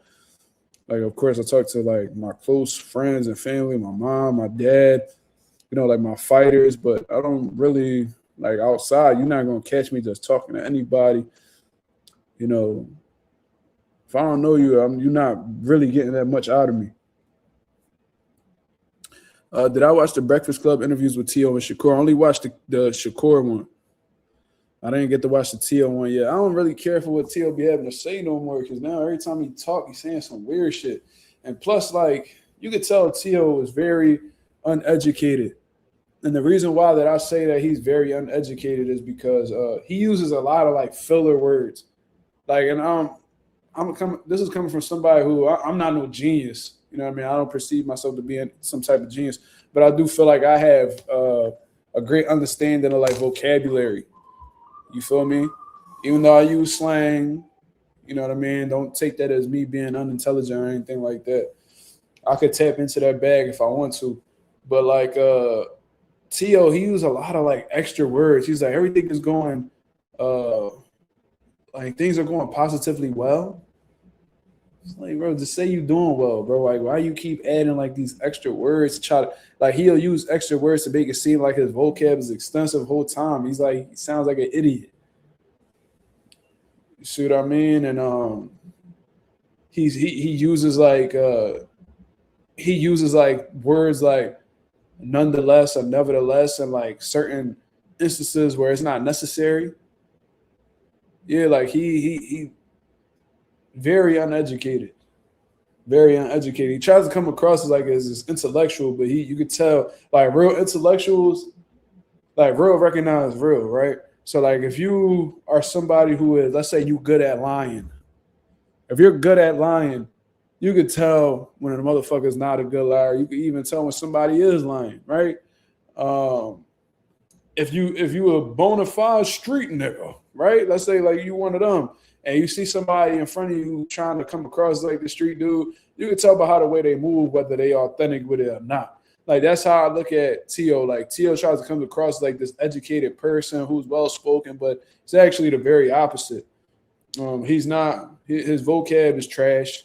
A lot of because one thing you can tell he wasn't that good in English class. I'm gonna just say that. A lot of filler words, a lot of stupid shit comes out of his mouth, and his misuse of words is very frequent throughout his interviews. Just listen to him talk. You'll pick up on it. Not smart at all.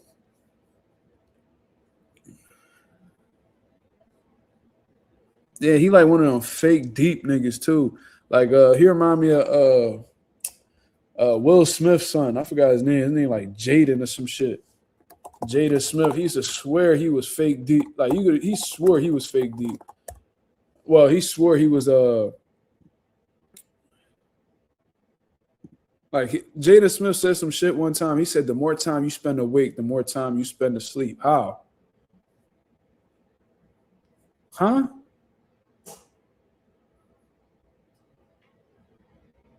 They said some shit. How can mirrors be real if our eyes aren't real? What?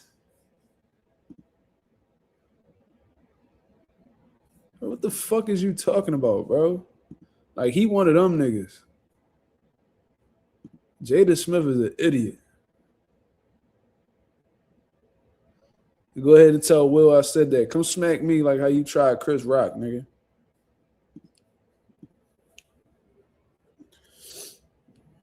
That'd be the day. You don't like when people bring up your wife, right? All right, so what if I bring up your son? Then what? Come do something about it. Pseudo-intellectual. Yeah.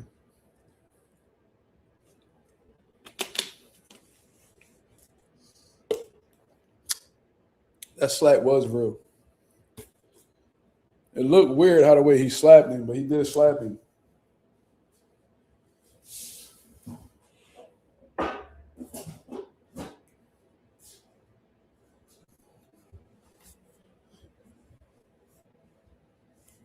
Ever since then, I've never fucked with Will Smith the same.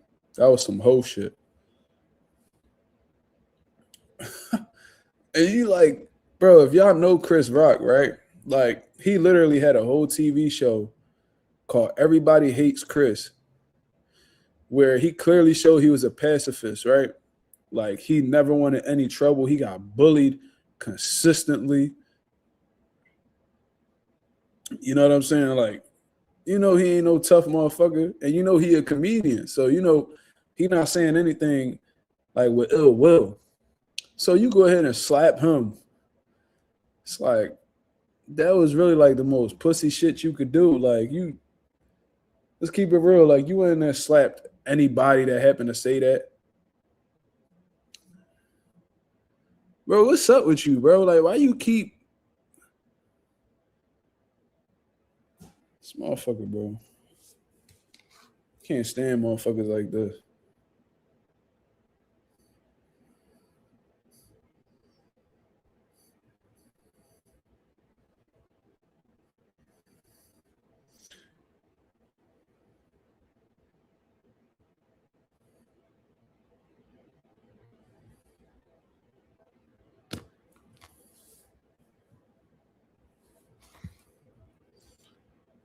This motherfucker just looking for somebody to argue with.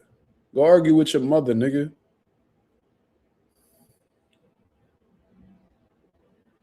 Go argue with your mother, nigga.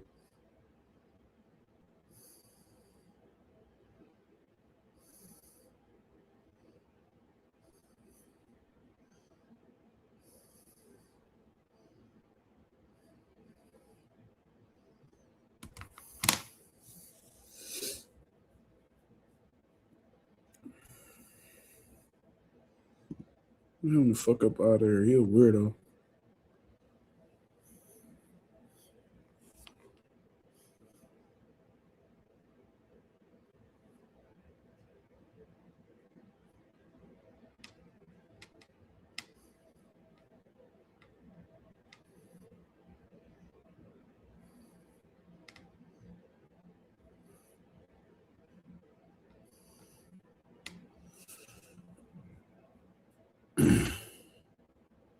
You know why he was laughing and then he turned stone faced? Because his wife looked at him like, man, Jada got that nigga wrapped around her finger. No cap.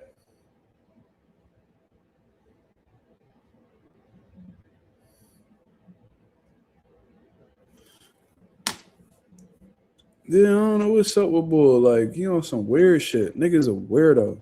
You tell he's slow or something. Niggas start. He came in the comments like trying to act tough off the rip. Talking about these niggas said drop your location. Like, who you talking about? Talking about the tough guys in the comments. That's one John. Then he started talking about, oh, you think that's so? He started saying, he kept talking like niggas a weirdo, cuz. That ain't the way to act with anybody. Like, I could tell you ain't got much friends, nigga. You was a weirdo, cuz. Get your shit together. And you look old as shit acting that way. Weird ass nigga.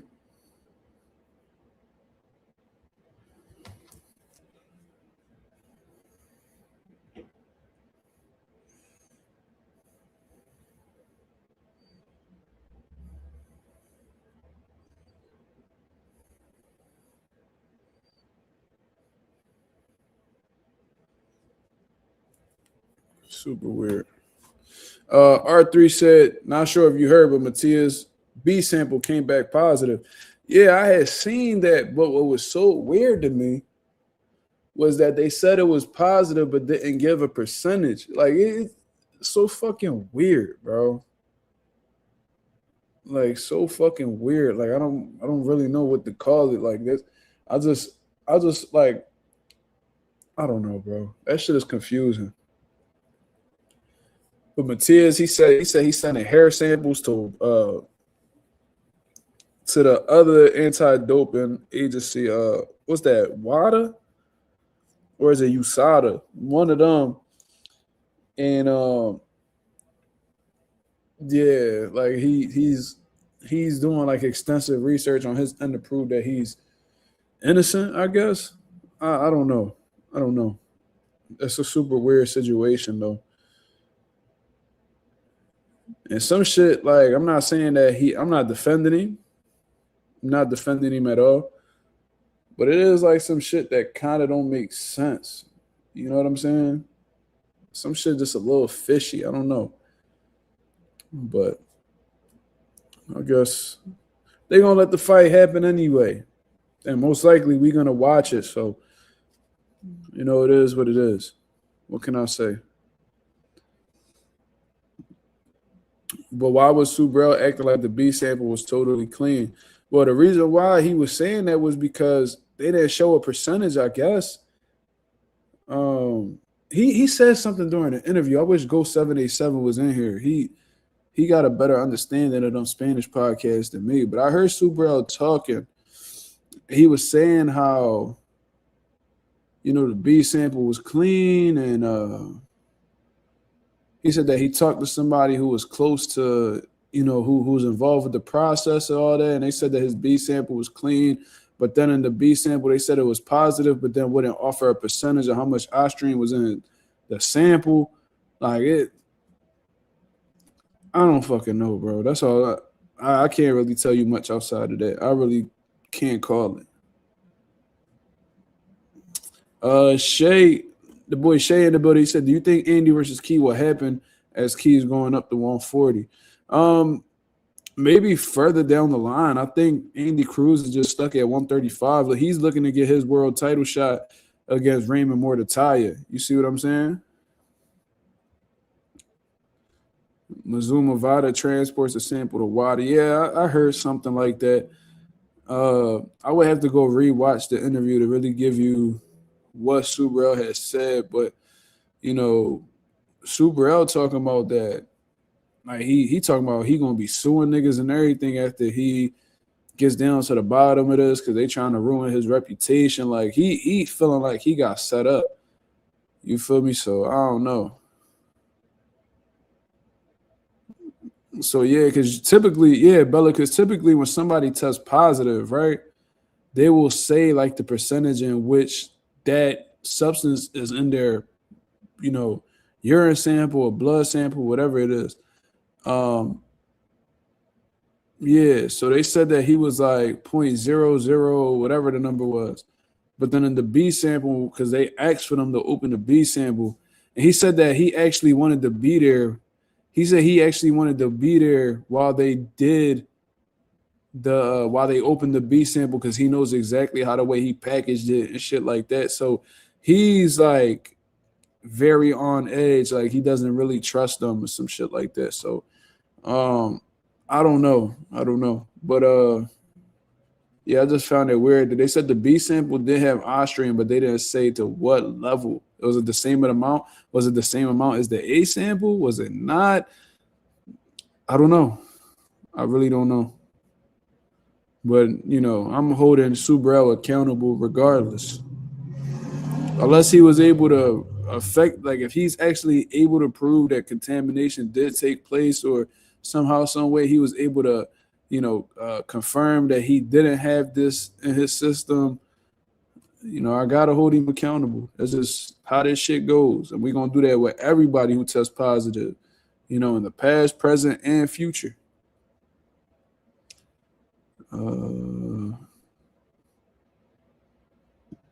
My boy R3 said, I know it was under the limit, but it was still in his system. I'm just skeptical because he took somebody's life and fighter cycle in and out during, you know, during off camp. Yeah, I get it. Trust me, I see exactly what you see, brother. That's why I'm holding them accountable regardless. You know what I'm saying? Because, you know, once that pops in your system, we're always going to have questions. So it is what it is. Ortiz going to be a hard fight for Richardson. That's going to be a good test for the both of them. You know what I mean? Because Ortiz, he's the more experienced fighter in terms of being in there with elite level opposition. You know what I'm saying? And Ortiz is a dog. You know what I mean? He could box. He could bang. You know, he could definitely push Richardson. But Richardson has some good fundamentals.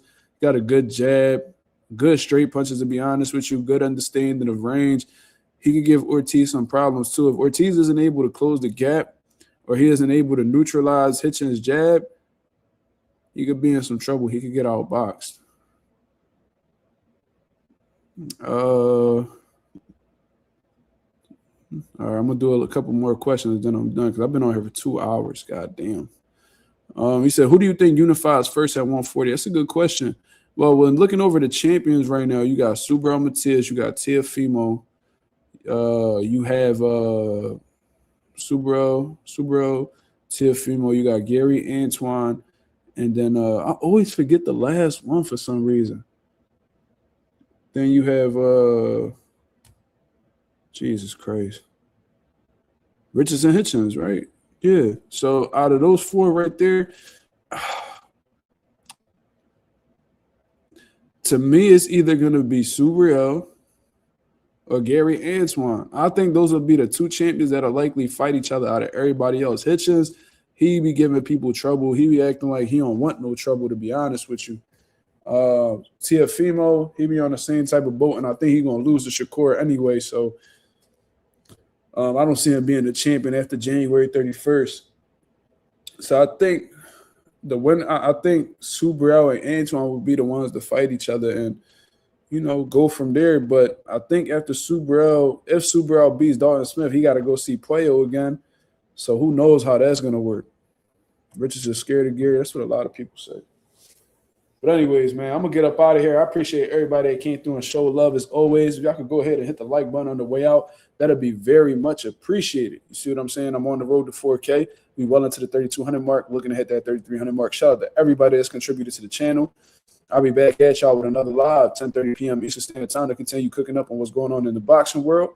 Until then, I hope you guys have a blessed, beautiful one. I'm up out of here, man. Peace.